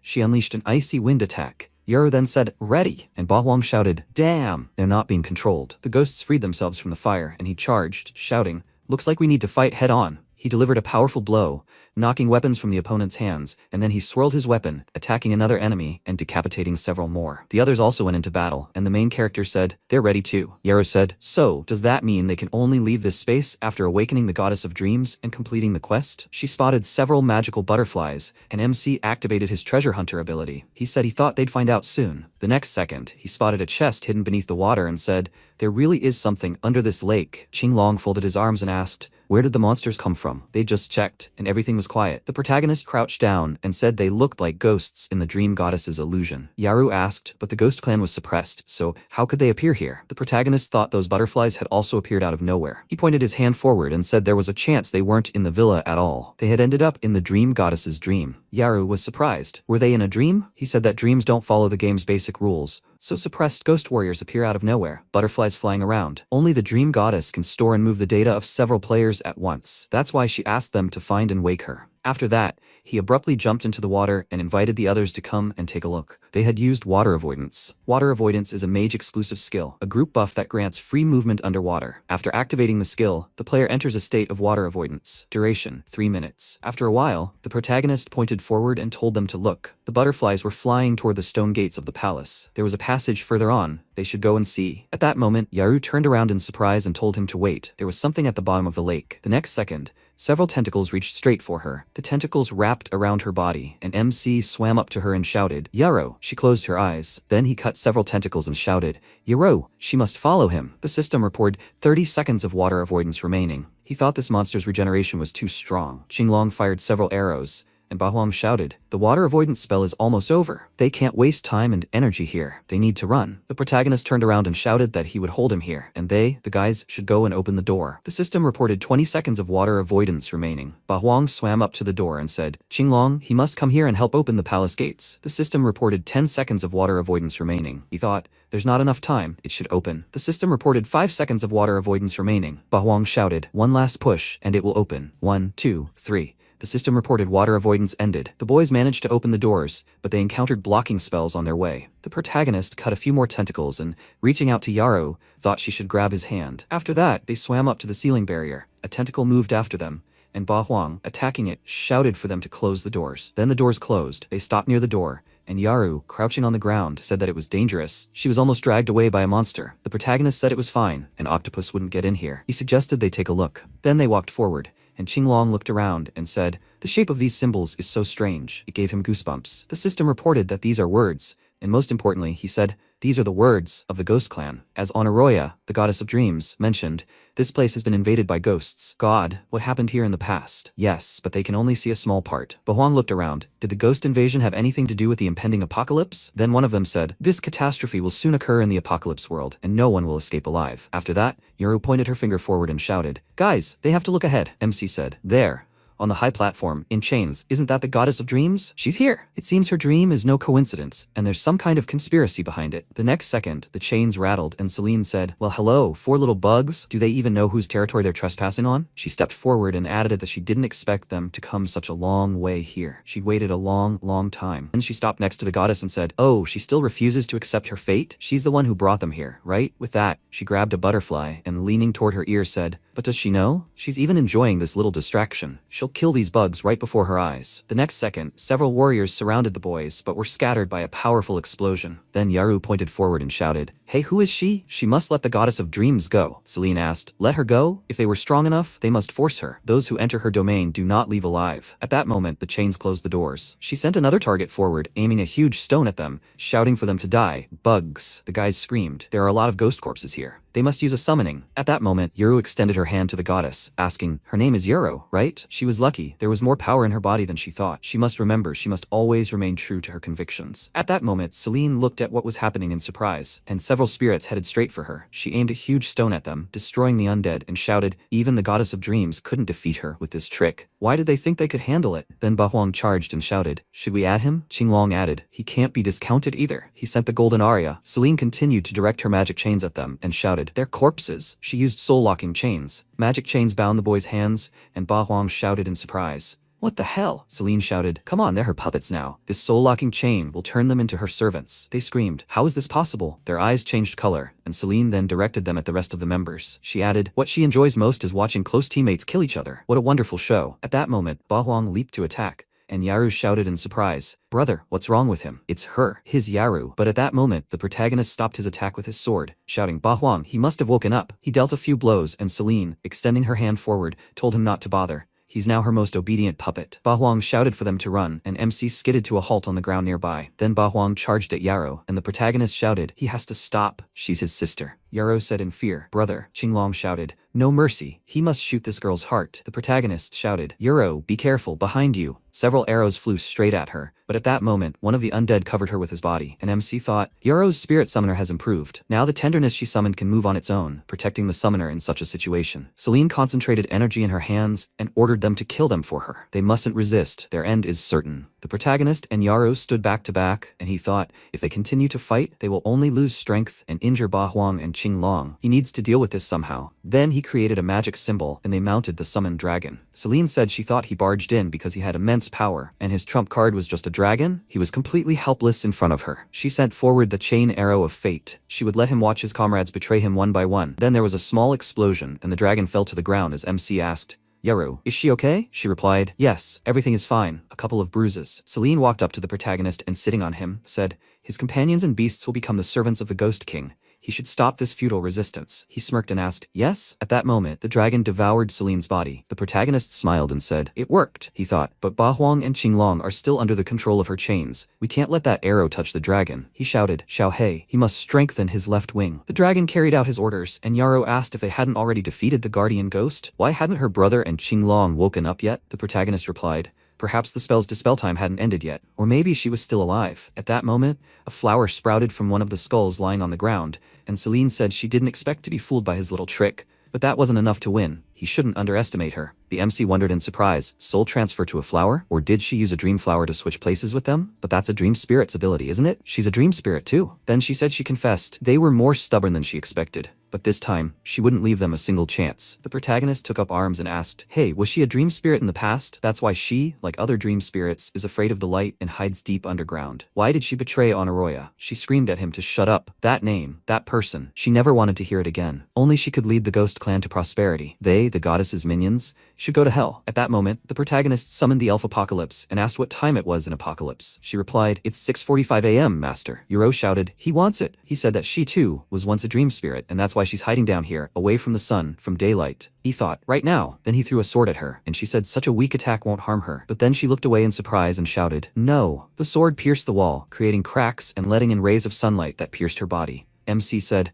it's a pity. But all her dreams have been shattered. Celine, having changed, looked at her hand and said in surprise, it really is sunlight. Bahuang, returning to his normal state, put his hand to his head and said, damn, my head hurts so much. Celine looked at the others and asked, who are they? Yaru asked, what's going on? She didn't look like the one who had controlled her brother and Qinglong with chains to attack them just now. Bahuang said that now she was no different at all from the ordinary dream spirits they had encountered before. The protagonist said that while she had likely been controlled by the ghost clan before, her essence was still that of a dream spirit, capable of directly resisting light and losing all spirit power when exposed to sunlight. The next second, the goddess broke free from her shackles, and Yaru cried out, Lady Goddess, she said, they must awaken her dreams. Sunlight filled the space, and countless dream spirits knelt before the goddess, who sat on the throne and said, my child, how she suffered. She was possessed by the power of the Ghost King, but in gratitude for saving her. 100 years ago, after the Ghost King was sealed, the remaining evil spirits bewitched her people, and she too was forced into a deep sleep, wasting her spiritual powers. In her dreams, she saw a clash of many forces. She's unsure whether it's a dream or a warning,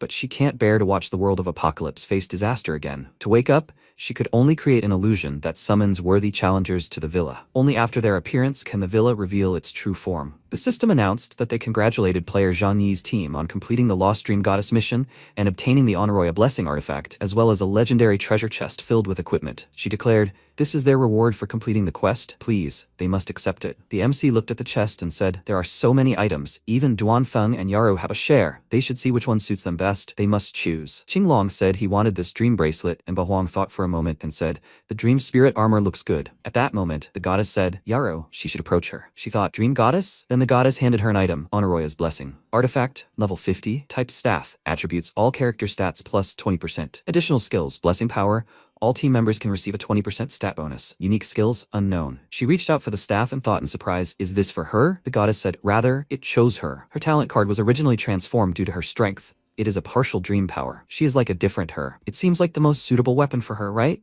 The protagonist thought, no wonder Yaru's spirit summoner talent is so similar to the goddess's ability to summon dream spirits. It turns out that divine talent cards carry the powers of various apocalypse gods. Then the goddess said, well, they've already wasted too much time here. Now she'll send them back, and she has a rather rude request of them. Please, they must find and awaken the remaining 9 apocalypse gods as soon as possible. If disaster is truly looming in the apocalypse, only together can they withstand it. They must be prepared. Sometime later, at the villa, Qinglong was surprised. Has everything changed here? It used to be so gloomy. MC said, this is the natural view. Previously, this suffered from the invasion of the Ghost Clan. At this moment, Liu Su, clutching her heart, walked forward, and Yaru, noticing her, cried out in surprise. What happened to her? She shouted for them to run faster. At that moment, members of the Bloodgate Guild came straight towards them. One of them pointed a finger at the protagonist's group and shouted, Great Elder, the master died at their hands.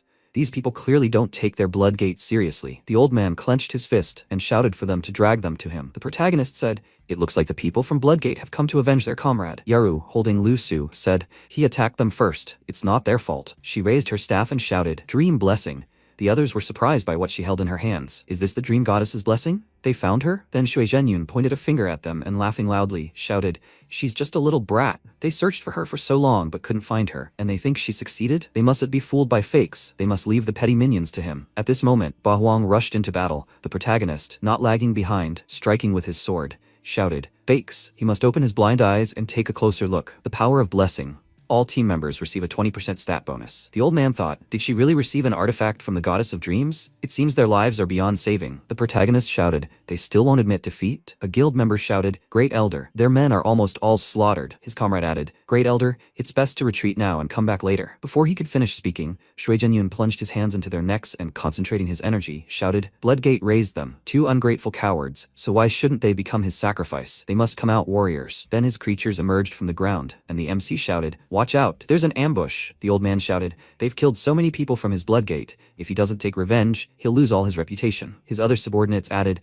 "It's either them or him that will die today." They then cut their palms and pressed them against the tombstone, commanding him to die. The blood sacrifice formation was activated. The protagonist shouted in surprise, "What kind of skill is that?" Liu Su said it looked like a formation skill, activated by several people at once. They should be more careful. Then the protagonist noticed a bright light and told the others to stay here while he went and checked to see if there was a way out. Ba Huang said, "Okay, then he'll look from the other side." Yaru told them to be careful and to come back if it doesn't work. After that, the protagonist stopped near the tombstones and thought, this must be a boundary, a formation. He then swung his weapon and shouted, "We need to break it." At this moment, Shui Zhenyun shouted, "They can't escape. None of the participants can leave the blood sacrifice formation." Yaru asked, "What's the result?" The protagonist placed his hand on his forehead and said, "Damn. It looks like this formation can't be broken by brute force." Ba Huang added, he tried several times and failed. Outside the blood sacrifice formation, the old man extended his hand and shouted for them to strengthen the formation. His subordinates shed even more blood, and several creatures emerged from the ground in front of the protagonist's team. Yaru shouted for them to look. These creatures are advancing. Everyone began to repel the attack, and the MC shouted for them not to waste time, or the number of ghosts in the formation will only increase. They can't be killed at all. Then he paused and thought,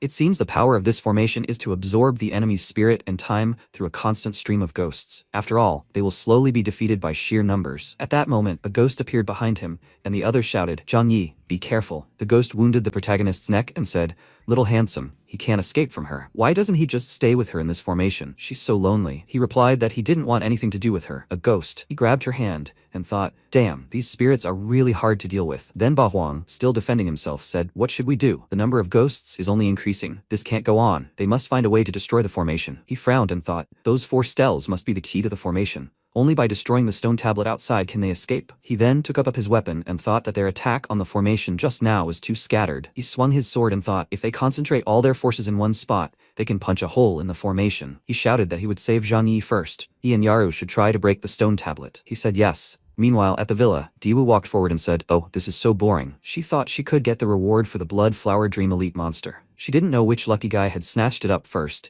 and she'd only rushed here for nothing. Then she noticed a powerful explosion ahead and wondered, what was going on? Hasn't the Elite Monster quest ended? Why is there still such a fuss? Then she jumped aside and wondered, why are there so many Bloodgate corpses here? Is that a guild elder? What are they doing? Blood sacrifice formation, she uttered. The last time Bloodgate used it was when they attacked Ice City and killed the Beastman clan leader. Could it be the villa's turn this time? She thought in surprise. Zhang Yi? How did he catch Bloodgate's eye? No, wait. How did he manage to break through the blood sacrifice formation? If she cooperated with him, wouldn't they be able to destroy Bloodgate in one fell swoop? The Great Formation is maintained by the blood of these Shuzhenyans. If one of them falls, it will definitely affect the Great Formation, and then the Great Formation will be destroyed. Zhang Yi and his comrades will definitely take revenge. Then she leaped forward and shouted, "Right now! Hit Shui Zhenyun. He must fall." She flew forward and, turning slightly, thought that she had helped him break through the formation. The rest is up to him. Inside the formation, the ghost suddenly began to burn with fire, and the protagonist thought, has the ghost's power suddenly weakened? Then he threw her aside and she shouted, "No, her body." Ba Huang ran up to the protagonist and shouted, "Are you okay?" He replied, "Yes, everything is fine. Now the formation is destroyed. It's time to fight back." At this moment, Ba Huang gritted his teeth and said, "No.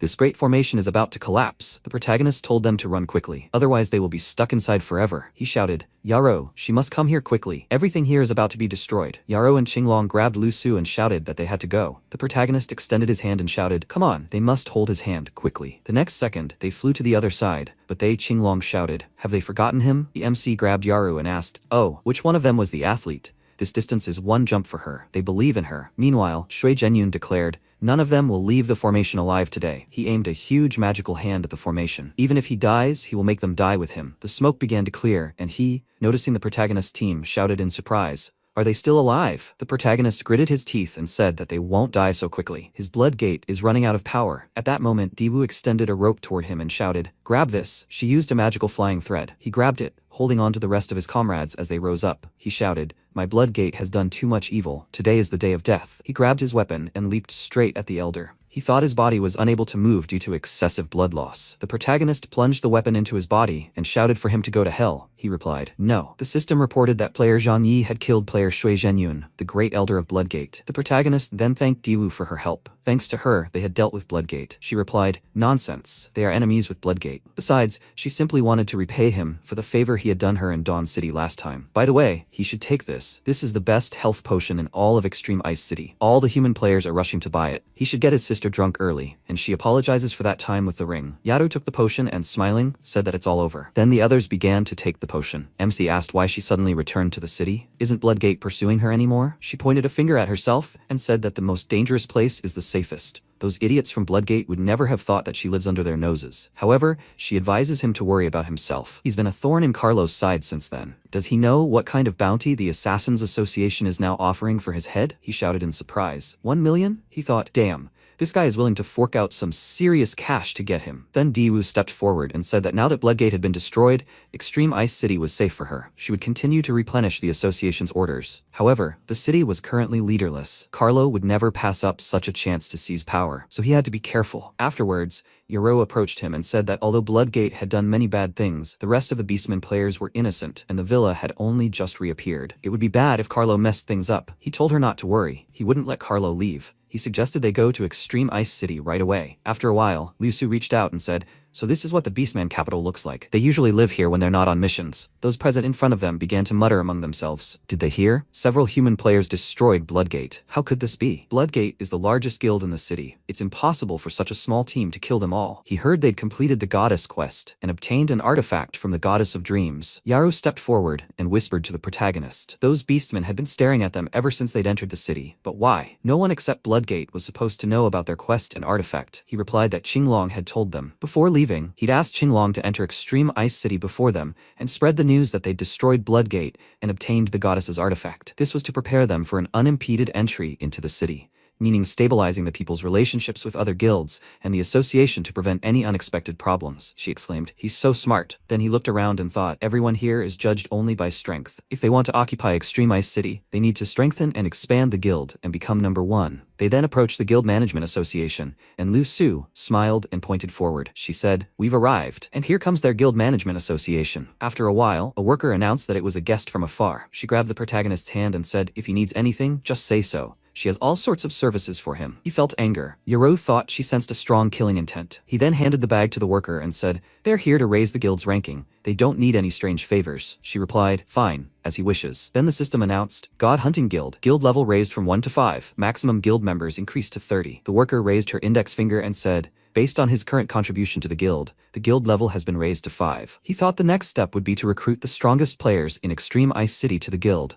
so that its strength would become #1. The worker said that when the contribution value reached the next level, she would be happy to welcome them back. Guild contribution. All guild members receive the corresponding contribution value for completing quests for clearing dungeons. After some time, the protagonist came out to the residents and said, ladies and gentlemen, he believes they heard the news that Bloodgate was destroyed. They constantly oppressed ordinary players and behaved disgustingly, giving no one peace.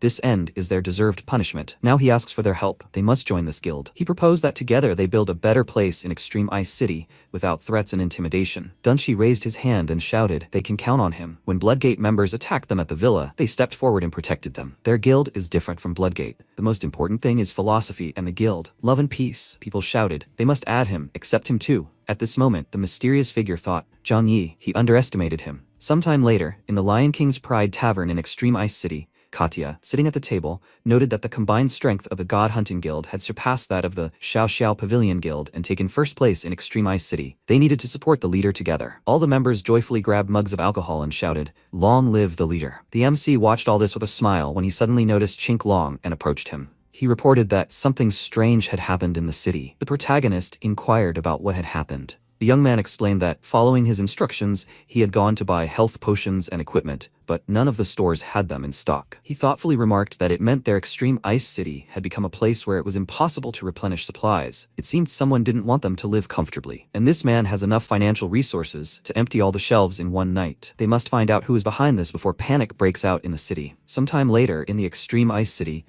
the MC told the others that all the stores would be updating their inventory tonight. If anyone was up to no good, they would definitely come tonight. Everyone was to stand guard at their shops, and when they saw people acting strangely, they were to pay attention to their behavior and clothing, and they were to remember not to confront them, lest they scare off the enemy. In response, they replied that they understood. Suddenly, Daewoo chased after the masked man and shouted for him to leave something for her too. The MC heard this and said that they should proceed with the original plan first, and he would go and see what was going on. Suddenly, the masked man threw bombs and asked, do you want gifts? Then let her catch these. In an instant, a powerful explosion was heard. Someone shouted that everyone would be fined for throwing bombs indiscriminately. Don't they know that using fireworks in the main city is prohibited? The masked man laughed and replied that he would blow them all to pieces. At that moment, the protagonist caught her and asked if she was okay. Who was she chasing? He dared to bomb the main city. Daewoo replied that the two had been walking together since they entered the city. She was simply looking for a store and accidentally noticed them buying everything in sight, leaving her without a single potion. The protagonist asked, "Is it them?" No wonder, since they snuck in from outside, they would deal with them together. He grabbed her hand and ran after the villains. The masked girl called out to her ally and pointed out that now they were being pursued by another person.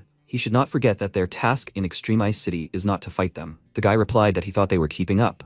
Since they couldn't get rid of them, he suggested blowing them up. They scattered bombs and shouted, "Let the fire flowers bloom." At that moment, Dunshi arrived, instantly creating a giant reinforced shield. The bombs bounced off the shield and flew straight at the bandits, followed by a powerful explosion. Yarrow approached the protagonist and asked if he was okay. Many innocent players were injured in the city. Jinglong and Liu Su went to treat them. "Are these the fences they're looking for?" He agreed, adding that they were trying to buy up all the goods and devastate the city. Huang approached the corpse and inquired about how these two people were bombing everything indiscriminately. Not like ordinary players, but like members of a divine guild from a lunar city. MC agreed, and taking the token, asked if he saw this symbol. He had seen it on members of a divine guild before. Carlo is behind it all. He thanks them. He wants them to stay in the Extreme Ice City in case of emergencies. Yarrow agreed and told him to be careful when he gets to the Moon City, because it's Carlo's territory. Daewoo said with a smile that she would go too. He shouldn't forget that that guy is her enemy. He dared to cause mischief in the Ice City. She must repay him. After some time in the Moon Castle, they both dressed in dark robes and put on masks. A guard asked what they were doing there. The protagonist showed his badge and asked if they were blind. They had returned from a mission arranged by the president. The girl noticed that he was delaying their report to the president.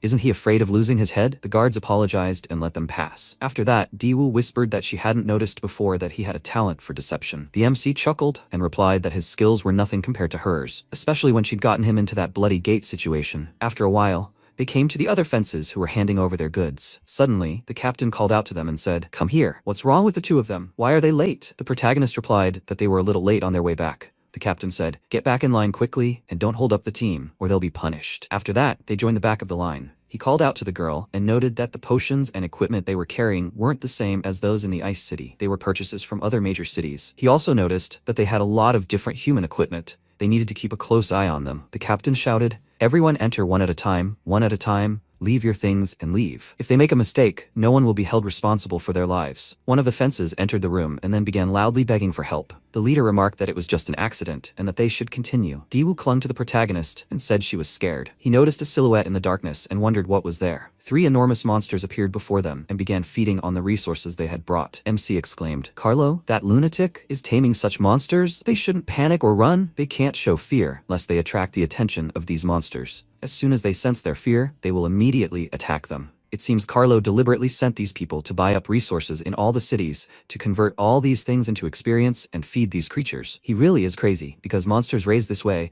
will not become obedient and might even attack their master. Suddenly, the guy himself entered the room. The leader of the buyers asked why he was there. He replied with a smile that he wanted to see the progress of the monster breeding. "How are things going now?" The leader reported that at the current rate, they will need about 2 weeks to complete. He removed the cloth from the enormous cage and revealed a huge fire-breathing dragon. Suddenly, the protagonist ran up behind him with lightning speed and copied the talent. Carlo heard a strange sound and turned around, but he quickly turned away. A system window appeared, stating that the divine talent Monopoly had been successfully copied, getting gold and rewards x100. MC thought, no wonder this guy has a ton of gold coins and monsters. He gets 100 times more rewards. This talent was worth the risk. Carlo took out the legendary item Silver Dragon Flute and began playing music on it, causing the monsters to obey him. The protagonist exclaimed, "This is a silver dragon flute. They say even the ancient dragon clan can control it, but the chance of this item dropping in a dungeon is extremely low. This guy's talent obviously helped him get this thing." Carlo said that all the knights are waiting for their tamed monsters. Let them speed up the cultivation process.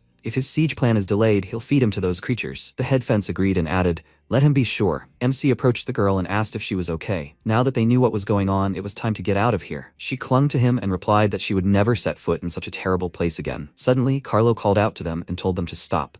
The protagonist nervously wondered. He hadn't suspected them. Had he? He wondered if he had any orders for them. The guy asked, "Can't he see the others are busy? Let him go and deal with those corpses on the ground. They were just a pile of lazy trash." All the fences bowed their heads and began to clear away the corpses. After a while, they emerged outside. Daewoo said that when she returned, she would go straight to bed. She hoped she wouldn't dream of those horrible monsters. Afterwards, they arrived at the extreme ice city. The protagonist sat on the roof of the tavern and began to think about his own affairs. Yarrow approached him and noted that he had been constantly pensive since returning from the moon castle. What was going on? He replied that he had received a lot of important information this time. Carlo was secretly breeding terrifying monsters, and he had even allegedly founded a troop of knights to fight these creatures. As they were leaving, he heard him mention a siege plan. If he guessed correctly, Carlo should soon attack the main cities. The girl asked if they would be able to withstand his attack. The MC replied that they would not. The city's current defense level was only basic. If a massive number of monsters attack, the defenses will collapse almost instantly. But they still have some options. In the apocalypse world, there is elemental spar with special powers that can not only resist the high-temperature breath of a dragon, but also strengthen the city's core structures, which, once upgraded, can be used for a counterattack. This precious ore can only be mined by goblins who have lived underground for a long time. If they can extract enough ore before Carlo attacks, they will have hope. He has a request for her. He will go in search of the elemental ore himself, and she will remain and protect the Ice City. He will call Duanfeng and Xiaoyao from the City of Dawn to help her. Yarrow replied that he need not worry. With them, the Ice City is well protected. Sometime later, the protagonist arrived in a withering forest. He thought that goblins usually live far from the city, and if he was attentive, he could find them in this forest. He noticed a huge footprint on the ground and wondered if it belonged to a giant. But giants don't live here. Something must have made them enter the forest. Giants and goblins are constantly at war with each other. Giants win through strength and goblins through agility and their inventions. So the unexpected appearance of the giants could be connected to the goblins. Suddenly, from behind him, a giant pinned Sylph, the goblin princess, against a tree and shouted that she was caught. Let her show him where she'll hide now. MC immediately used the chain lightning skill and attacked him from behind. The giant fell to the ground from such a powerful blow. He stood up furiously and shouted,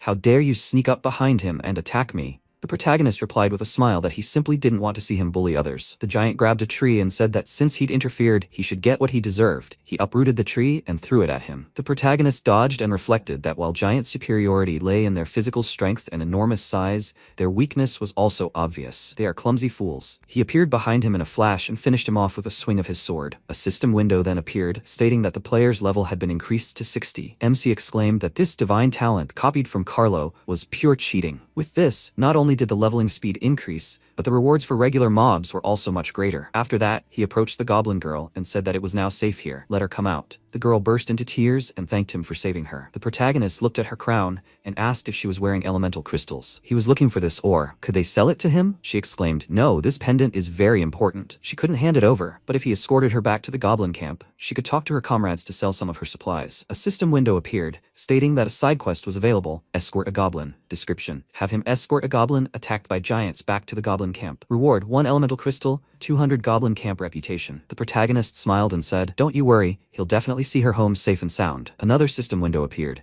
stating that the player had accepted the Escort a Goblin quest. After that, they set off. He wondered if the goblins all worked together. Why was she here alone? It's dangerous outside. Aren't she afraid of being caught and eaten by giants? The goblin replied that she simply went out to look for clues about the main god. As long as the main god is with them, they don't need to hide or fear giants. MC wondered if the goblin race's main god had also disappeared. Was this also connected to the ghost invasion? After some time, they came to a forest clearing. The girl said they had arrived. She took out a crystal, waved it, and magical butterflies flew out, scanned her face, and created a portal. A moment later, they were transported to a cave filled with ore. Sylph explained that they usually mine ore here and then take it to big cities to sell. MC wondered if selling ore doesn't bring in much money, right? She agreed and added that ordinary ore was cheap, but the elemental crystals he needed were different. This is very rare and there is very little of it, so the price was high. Suddenly, her stomach growled. He smiled and gave her a roasted chicken leg and told her to help herself. The princess began eating and thanked him. After that, they went to the goblin city, but when they arrived, they saw a terrible scene. The entire city was ablaze. She asked in horror how this could have happened. The protagonist, with a serious face, said that it looked like giants had broken into their camp. There were traces of fierce fighting everywhere. The goblin noted that their camp was heavily guarded. How could giants have entered? MC approached a huge hole and said that they must have passed through this hole and then attacked her comrades. He thought that these residual energies were very similar to elemental crystals. Sylph exclaimed that she was going to avenge her people. A system window appeared, stating that a side quest, Goblin Rescue, was available. Description: the Goblin camp was attacked by giants. Please let him rescue the goblins captured by the giant Kaiser. Reward: 4 elemental crystals, 500x Goblin camp reputation. MC said he would accompany her to meet those hated giants. After some time, they arrived in a rocky area where enormous tents had been pitched. He noted that the giants were enormous, and their movements in the forest were restricted by the branches of the bushes.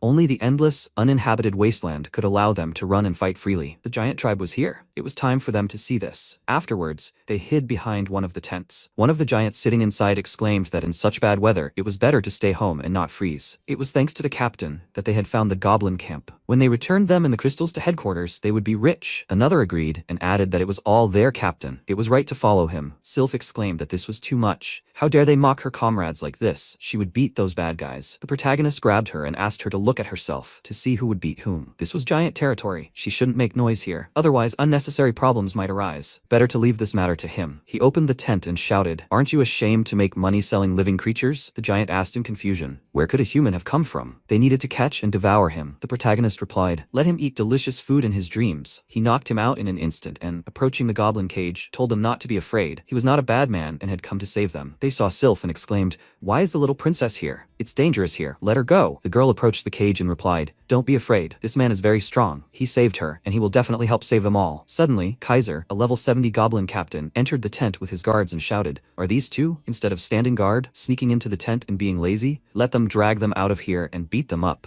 At that moment, the goblin princess hid in the cage. He looked at the goblin's cage and shouted that he was warning them to behave honestly. Otherwise, he would throw them into the hardest and most tedious work when they reached the giant's kingdom. His assistants grabbed the giants the protagonist had knocked out and shouted for them to wake up and stomp on their own. They were sleeping like dead pigs. They couldn't even wake them. MC, hiding, thought it was fortunate he had escaped, relying on the invisibility potion. There were a lot of guards outside now. Saving all the goblins wouldn't be that easy. He approached the cage and noted that the giants would definitely increase their vigilance.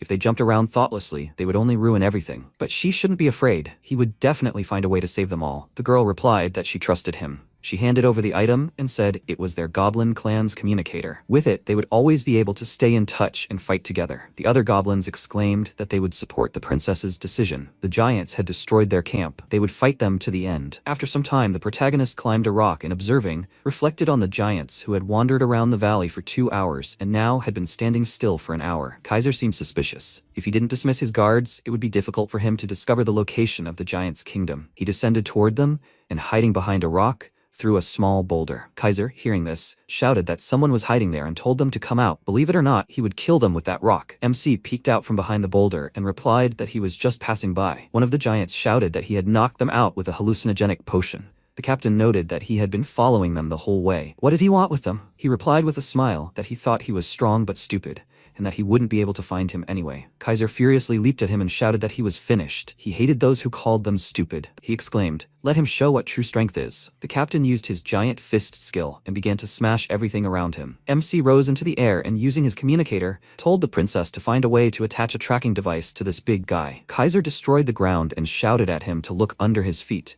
That's where he fell into his trap. He leaped over the gap, thinking that with his acting skills, it would have been easier to write "trap" here on his forehead. The giant grabbed the princess and noticed that there was a strange goblin there. Did he really think he hadn't noticed her? He grabbed her and asked, did she find this man? She thought she could defeat the giants with this frail man? The girl screamed for him to let her go. In an instant, seizing the opportunity, she threw the tracking device onto his head. Kaiser said that they, the goblins, should have disappeared long ago. He threw her into the hole and said that if she were obedient, he could keep her as a pet. But she was too unintelligent, so let her die. MC tried to make a lightning-fast dash, but the captain noticed and pushed him away with his fist. The princess grabbed the stone with her last strength and hung there. He approached her and told her that she truly was a naive and persistent little goblin. However, she should not forget killing her was as easy as crushing an ant. After this, Kaiser pushed her straight into the lava. The protagonist quickly pushed off the wall of the crevice and shouted that she should not be afraid. He was here to save her. He said that no one could resist the fire at the center of the earth. A painful death awaited them. It was time for them to return to the kingdom of the giants. After this, the giants began to pack up and leave. At this moment, the protagonist grabbed her and noted that they were beginning the second step of their plan. In an instant, Xiaohei caught them and flew away. He noted that she had just acted very riskily. This giant named Kaiser was cruel. The princess replied that she was not afraid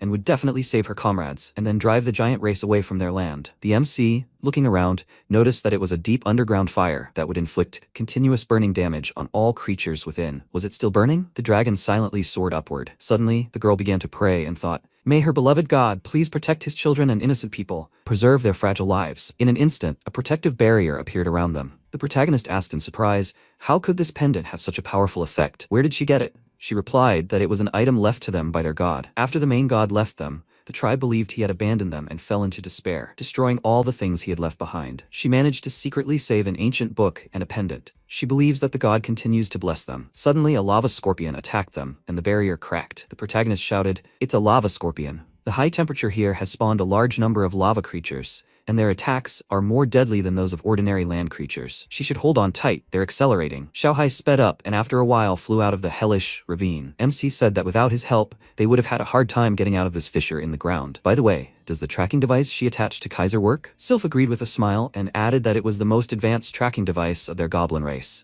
She hid one in his hair. Can you see it? It looks like they've left the valley and are heading into the desert. They changed direction very quickly and are moving non-stop. Their walking speed has also increased. It seems Kaiser decided that they were burned in the fissure and is now heading straight for the kingdom of the giants. After some time, they arrived in the desert, in the kingdom of the giants. The protagonist, looking around, noticed that this seemed to be the giants' secret place. At that moment, the giants began to chase away the exhausted goblins. He, seeing the princess's anger, said that the two of them couldn't rush into a crowd of hundreds of giants. It would be like jumping into a fire. Give her time. He would definitely think of a way to save everyone. Meanwhile, in the main building, the lord commanding all the giants asked if he had heard that they had been attacked along the way. Kaiser agreed and replied that he shouldn't worry. He had killed the man and goblin who were causing trouble. They wouldn't interfere with their plans. He hoped so. The captain showed him the crystals and joyfully declared that they were elemental crystals found among the goblin tribe. Please let him accept them. The lord silently activated a crystal and, aiming it at one of the giants, shouted that the opportunity to dedicate his life to their race of giants was the highest honor he could bestow upon him. In an instant, he mutated into a colossal minotaur. The lord laughed and exclaimed that the time was approaching when their race of giants would rise to prominence. Sometime later,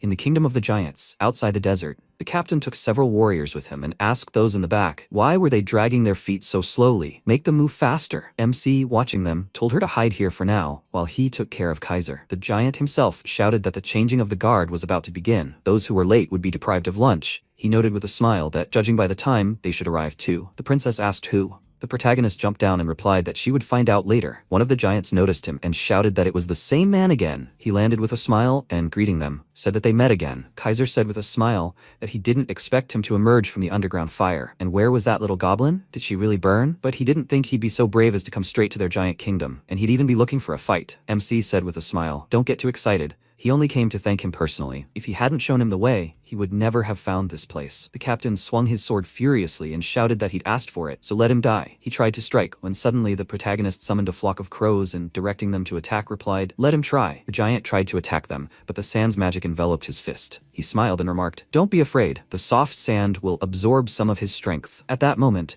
a sand explosion sounded, and Kaiser was thrown back. The other giants were also hit and fell to the ground, then began to complain that they couldn't get up. He furiously shouted at the trash to shut up. The protagonist said he was too lazy to waste time with him. If he told him where the goblins were imprisoned and the crystals were kept, he would let him go. Kaiser picked up the horn and replied that he was being too proud. He shouldn't forget that this is the land of giants. While he was blowing the horn, all the giants were around. Suddenly, a dagger flew in and knocked the horn out of his hands. At that moment, the protagonist's friends approached them. Duanfeng smiled and said that they were finally getting involved. Otherwise, he was almost moldy from boredom in the city. Yaru remarked that now that they were here, the giants would be dealt with. MC said with a smile that they were just in time. He had contacted the girl a little earlier and told her that he had encountered a large number of giants in the desert area and needed her support. He was sending her his coordinates. Also, have Chinklong change into his suit and stay in the city with Diwu to take care of business. They needed to prevent unrest in Extreme Ice City. Yaru replied that she would do everything right away and he should pay more attention to his own safety. Kaiser furiously shouted that they had angered him. Trash is trash. Even if you pile it up, it will still be trash. Now he will beat them all up. He began to furiously attack him, smashing everything in sight. The protagonist, dodging in surprise, noted that this really is a race with a developed body and a dumb brain. Let him try this combo. He combined two elements in his sword and delivered a powerful blow straight to the giant's body,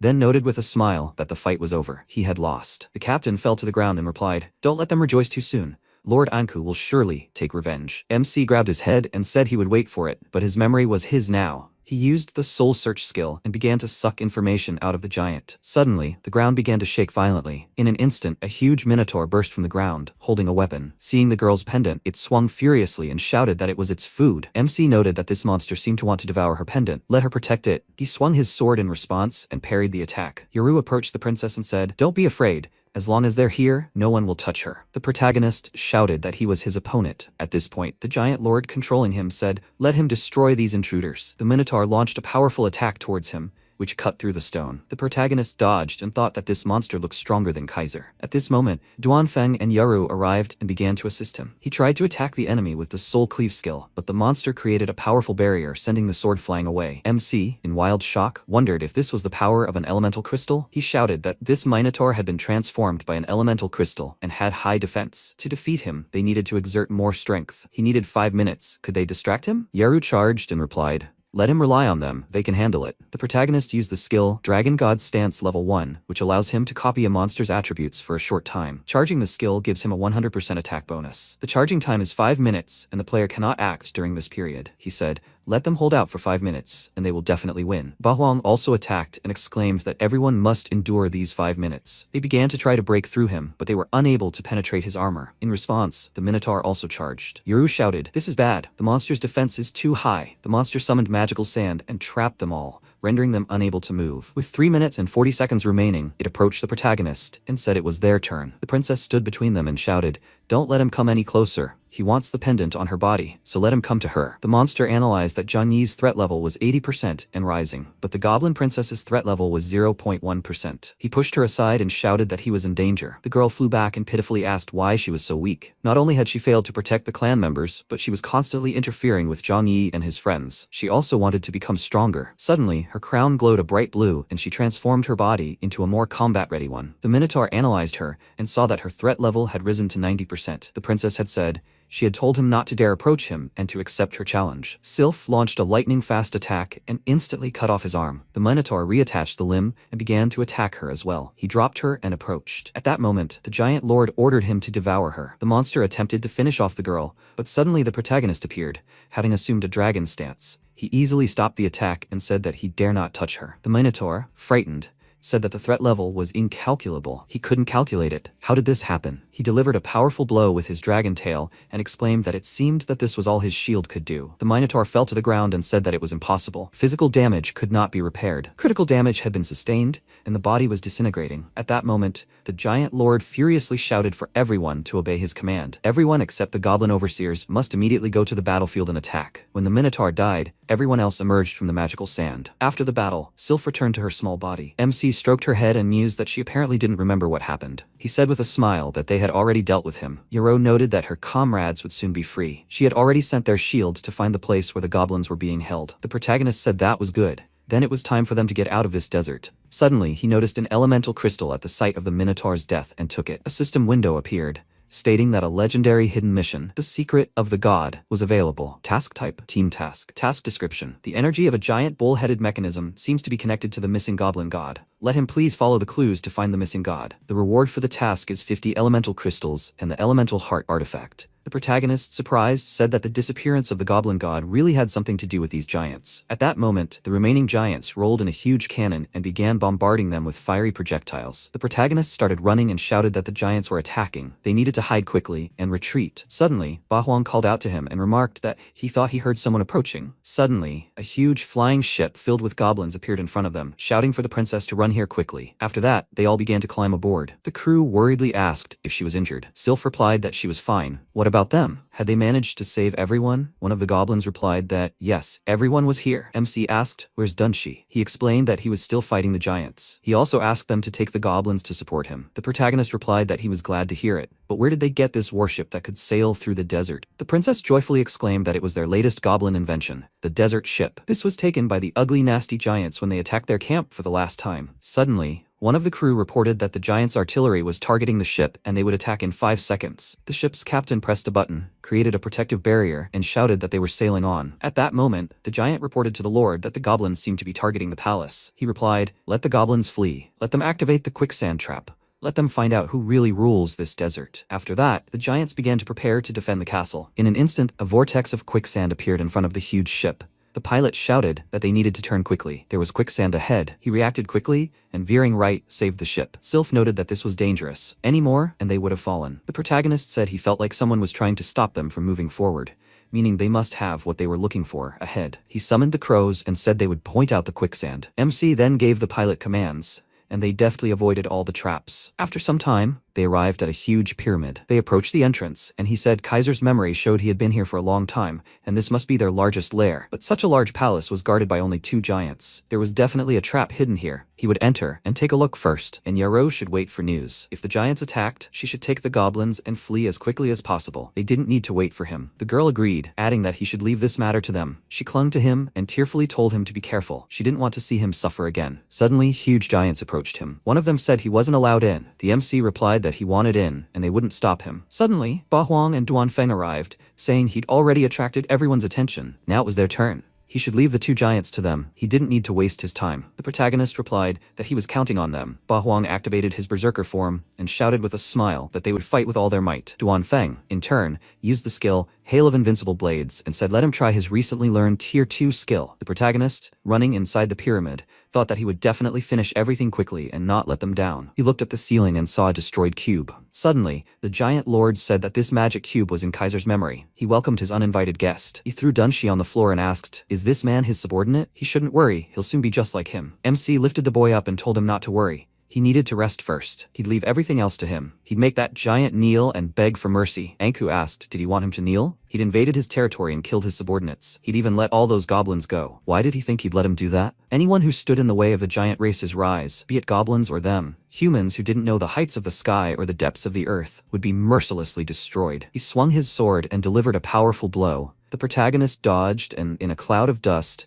said that he only had strength but no precision. He should be more careful next time. He made a sharp dash toward his opponent and thought about how the giant's legs supported his enormous weight. One blow would be enough to limit his mobility. The protagonist attempted to strike, but Anku sharply raised his leg and shouted, "Don't let him compare him to the other giants. He is the king of all giants." He delivered a powerful kick, sending him flying into the wall. In response, MC used the technique of replacing his body with a toy, and flying into the air, delivered a powerful blow with his sword to the giant's head. The blow cracked the giant's helmet. Anku shouted, "Let all the giants lend him their power. Let this foolish man know what it means to anger the king of the giants." In an instant, all the giants began to fall to the ground, exhausted. Yarrow, standing outside and watching all this, asked in confusion, "What is this? It looks creepy." She doesn't know, but she has a bad feeling about this. She thought that Zhang Yi should be careful. At that moment, the giant lord shouted, "Let him feel the power of their race. This time he won't escape." The protagonist was stunned by such a powerful aura. He furiously struck and shouted, "Let him die along with these goblins." The protagonist, using the immortal body skill, asked,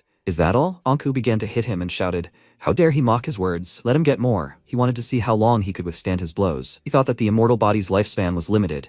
He had to find a way to fight back. Was there another way to win? The conditions for leveling up the dragon race were very strict. He needed to earn the prestige of the human race, the beast race, and the locals. But as long as he successfully leveled up, he could obtain a powerful dragon race skill. Due to his previous actions, he had already earned the prestige of the human race and the beast race, leaving only the locals, a total of 200 points. If Ba Huang and Duanfen could kill the 2 giants at the entrance, that would be enough. What he needed to do right now was stall for time. The protagonist began to punch his fist in response. Meanwhile, Ba Huang, fighting the giants, was perplexed. What had happened? Ever since the yellow light flashed, their power had weakened and their movements had become slow. He shouted that their strength had dropped, so they needed to finish them off quickly. Duanfeng agreed with a smile, and the 2 of them finished off all the giants. A system window appeared, indicating that their team had successfully killed 2 elite monsters. Goblin clan reputation was plus 200. MC thought, finally, Ba Huang and the others had succeeded. Another system window appeared, indicating that player Zhang Yi had successfully met the dragon race leveling requirements. Does he want to level up now? He rose slightly into the air and shouted that he wanted to level up. His body began to transform and a magical aura appeared around him. In an instant, a huge golden dragon appeared above him. A system window appeared, stating that you had been successfully promoted to Dragon Soul Master. Your level was divine, and your reputation points were 0 out of 5,000. Upon reaching these conditions, your soul mastery level will increase. Upon reaching mastery level 5, you will be promoted to Super Divine Dragon Soul Master. Dragon Soul Mastery has been achieved.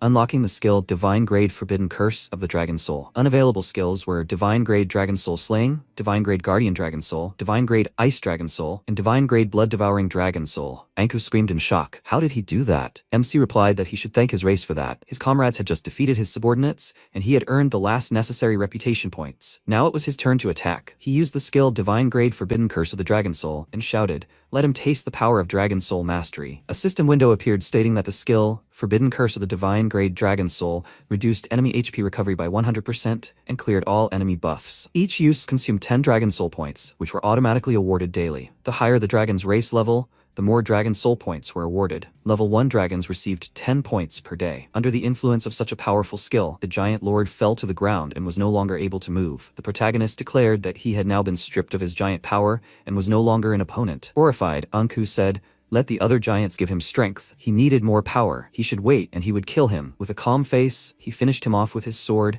and declared that this was all the giant's power he had been so proud of. After this, MC looked again at the elemental cube on the ceiling and asked, "What is it?" Anku was still thinking about it before he died. Could this be the reason why the giants invaded the Goblin Lands? He lunged toward the cube and realized it was an elemental crystal. When the protagonist tried to touch it, a powerful magical wave appeared, pushing him back. Meanwhile, outside, the crystal at the very top of the pyramid began emitting similar magical waves. Yoru worriedly asked if Zhang Yi had encountered danger inside. Xiao Yao replied that they needed to go inside and find out for themselves. As they entered, the girl asked if he was okay. MC shouted at them to stay back for now. The giant king was dead, but there might be hidden traps here. Yaru agreed, adding that they would then watch from here and warn him if anything happened. Sylph looked at the cube and said she thought she'd seen this mechanism in that ancient book. Suddenly, her pendant literally came to life and reached for the cube, pulling her along with it. The girl screamed in fear, asking her to save her. The protagonist exclaimed that he would save her, and that they should be careful. At the last moment, he grabbed her, but the pendant flew off and landed right in the cube. Then the hand of the main goblin god stuck out,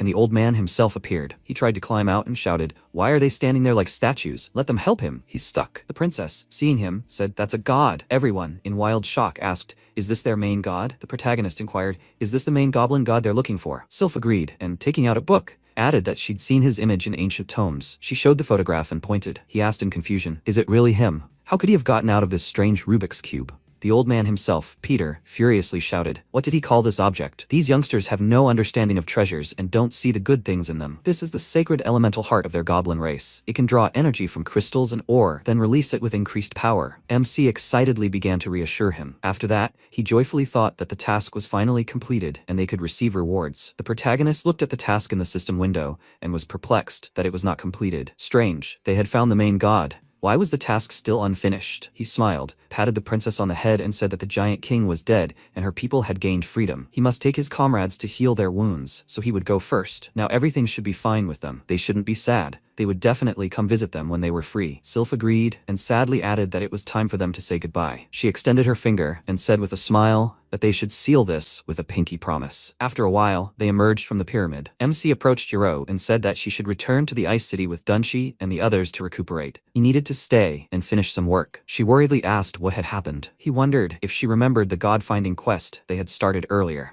Logically, they should have already completed it as soon as the goblin god appeared. But no matter how he touched it or how close he got to the elemental heart, the quest remained unfinished. Something was clearly wrong with this goblin god. When it was already dark, the old man said that the giants and goblins had been fighting for years and there were always winners and losers. Since the giant leader was dead, they would now obey him. The giants, chained up, exclaimed that he was a goblin. So what right does he have to command them? Giants will never become slaves. One of them started to charge at him, but the goblin god attacked him with his elemental heart and shouted that he knew they didn't want to, but now they had no choice. If they wanted to blame someone, they could blame their lord Anku, who had ordered the attack on the goblins. Suddenly, Sylph stood between the giants and the old man and shouted for him to let them go. Confused, he asked her what she meant. The girl replied that she respected him greatly, and in the past, he had always told them to be kind. She didn't know why he had changed, but she wanted him to answer one question. What was the difference between what they were doing now and what the giants had done to them? The goblin god grinned wickedly and asked what was wrong with her. He wanted her to go and ask her clan members how they'd been tortured by the giants before. He thought she'd gotten too close to those humans and forgotten she was a goblin princess. Sylph fearfully retorted that he'd saved her and their people from the giants, even killing their ruler. The old man furiously shouted at her to shut up, telling her humans were just like giants.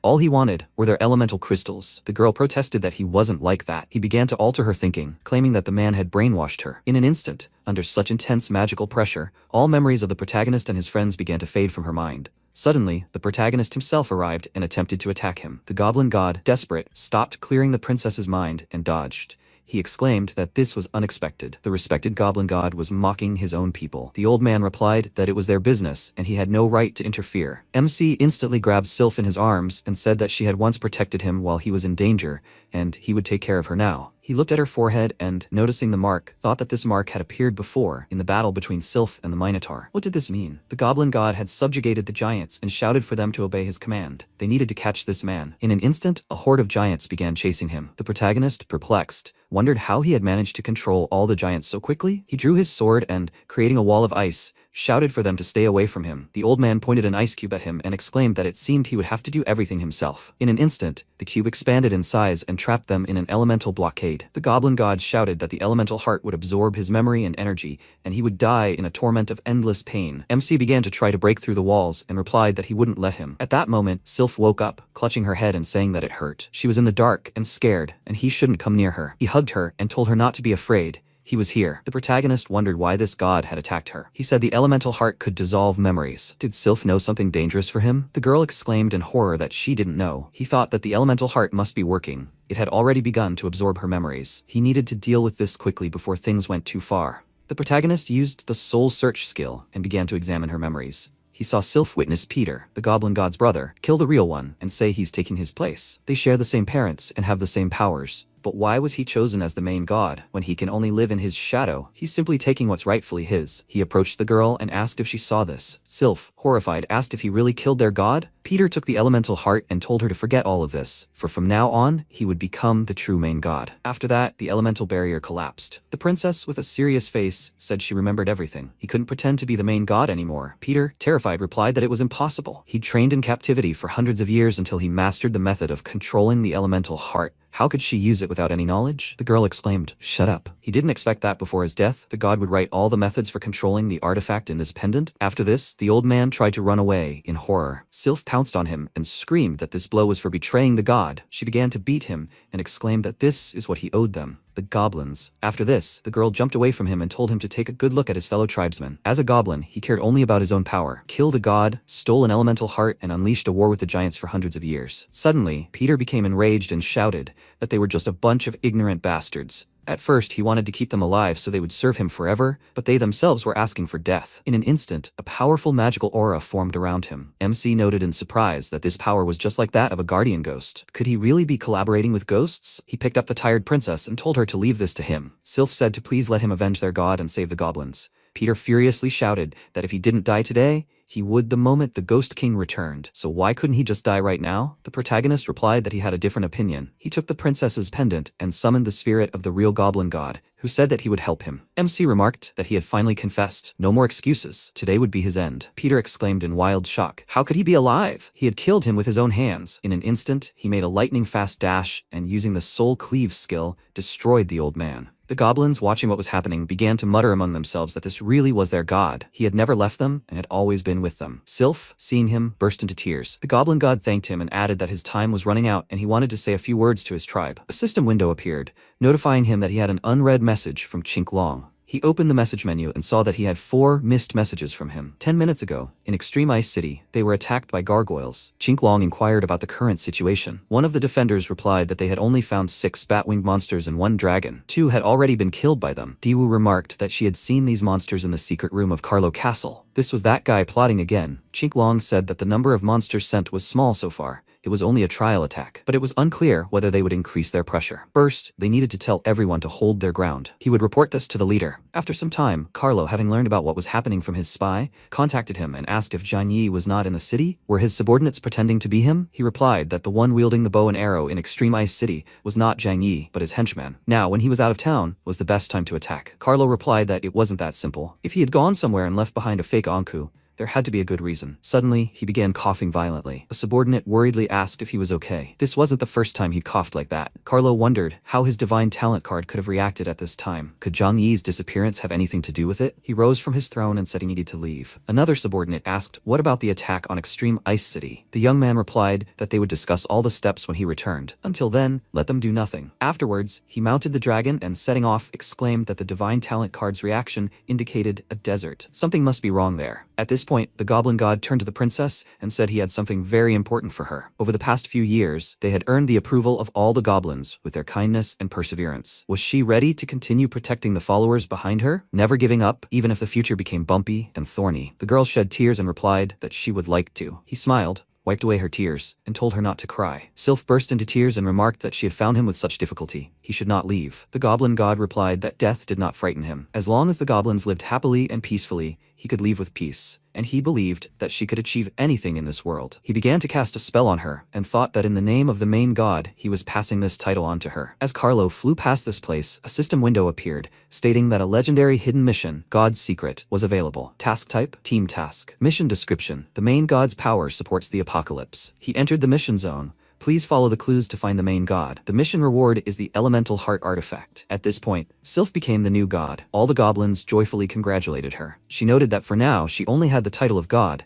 but she would work hard to become worthy of their hopes. At this point, a system window appeared, stating that he had completed the God's Secret quest and received the elemental heart artifact. Sylph gave him the item and said that she thanked him for everything he had done for them, the goblins. Now that the war with the giants was over, this artifact belonged to him. He picked it up and a system window appeared, saying that the item was an elemental heart level 50 type talisman. The additional skill, elemental power, absorbs the power of elemental crystals, unleashing a powerful elemental force, dealing 300% magic damage to the enemy, and absorbs 1 elemental stone with each use. MC thought that his chances of defeating Carlo had now increased by 10%. At that moment, the guy himself received a notification that, since the artifact received as a mission reward was unique, someone else had already completed it and received the reward, and his mission had failed. He furiously thought that this was all his fault. He just had to wait, he'd get to it. At that moment, the protagonist received a letter. A system window appeared, stating that a letter had arrived from Chink Long, containing the following text: their ice city has been attacked. If he received the message, then please let him come back quickly. Let him read the news. After reading all the messages, he replied that he would be back soon. MC realized he'd been too focused on the task at hand and had forgotten to follow the news. He apologized to Sylph and added that his comrade was looking for him. He needed to get back to Extreme Ice City urgently, and she should take care of herself. She agreed and replied that she could handle the rest herself. Carlo, watching them from behind a rock, thought furiously, give him 2 days. They'd see how he'd sing when he reached Extreme Ice City with his powers. The protagonist mounted Xiaohai and shouted that if they had any problems, they should come to him in Ice City. The goblins bid him farewell, and he flew away. Meanwhile, in Ice City, Chink Long, aiming his bow, shouted that the boss was already rushing back, and they needed to step up their game. Diwu said that if he didn't return right now, they'd all turn into barbecue. Suddenly, a huge fireball flew at her. At that moment,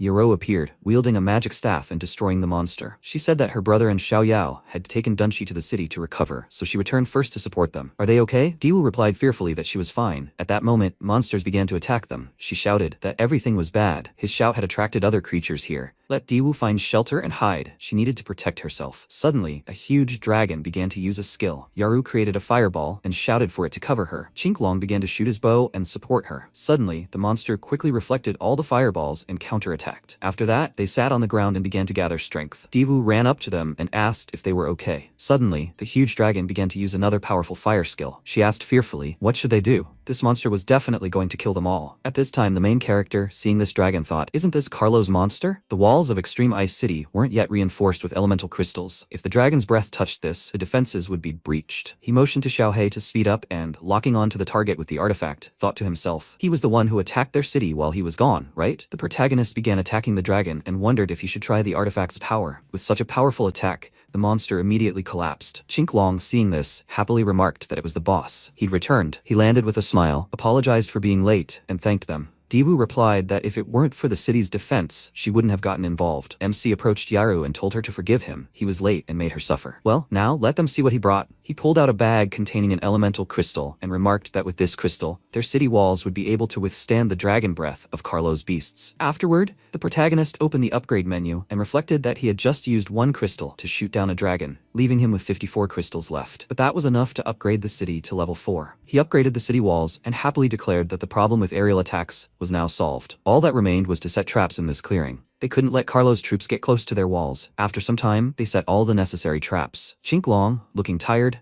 fell to the ground and declared that they were finally finished. He was extremely exhausted. MC approached Diwu and said he wanted to ask her something. A battle was sure to break out between them and Carlo, and the fate of the Ice City depended on its outcome. They had to defeat him, so he needed her help. The girl replied that she had been living in Extreme Ice City ever since she entered the apocalypse and had long considered it her home. As long as she could protect it, she would do anything. The protagonist asked if she remembered the golden card the Bloodgate coveted. She pulled out the item and asked if he meant it. The MC agreed and added that he hadn't told her before because he wasn't sure of their relationship. This card in her hand was one of the most valuable divine talent cards in the apocalypse. If she gave up her original talent, she could inherit this card's skill. Sometime later, Carlo returned to the Moon Castle. His subordinates noticed that he had finally returned. He inquired about the progress of monster breeding. One of them reported that all the monsters had been tamed and were ready to fight at any moment. Carlo, with a serious expression, said, "Then let the monsters immediately move out and destroy Extreme Ice City."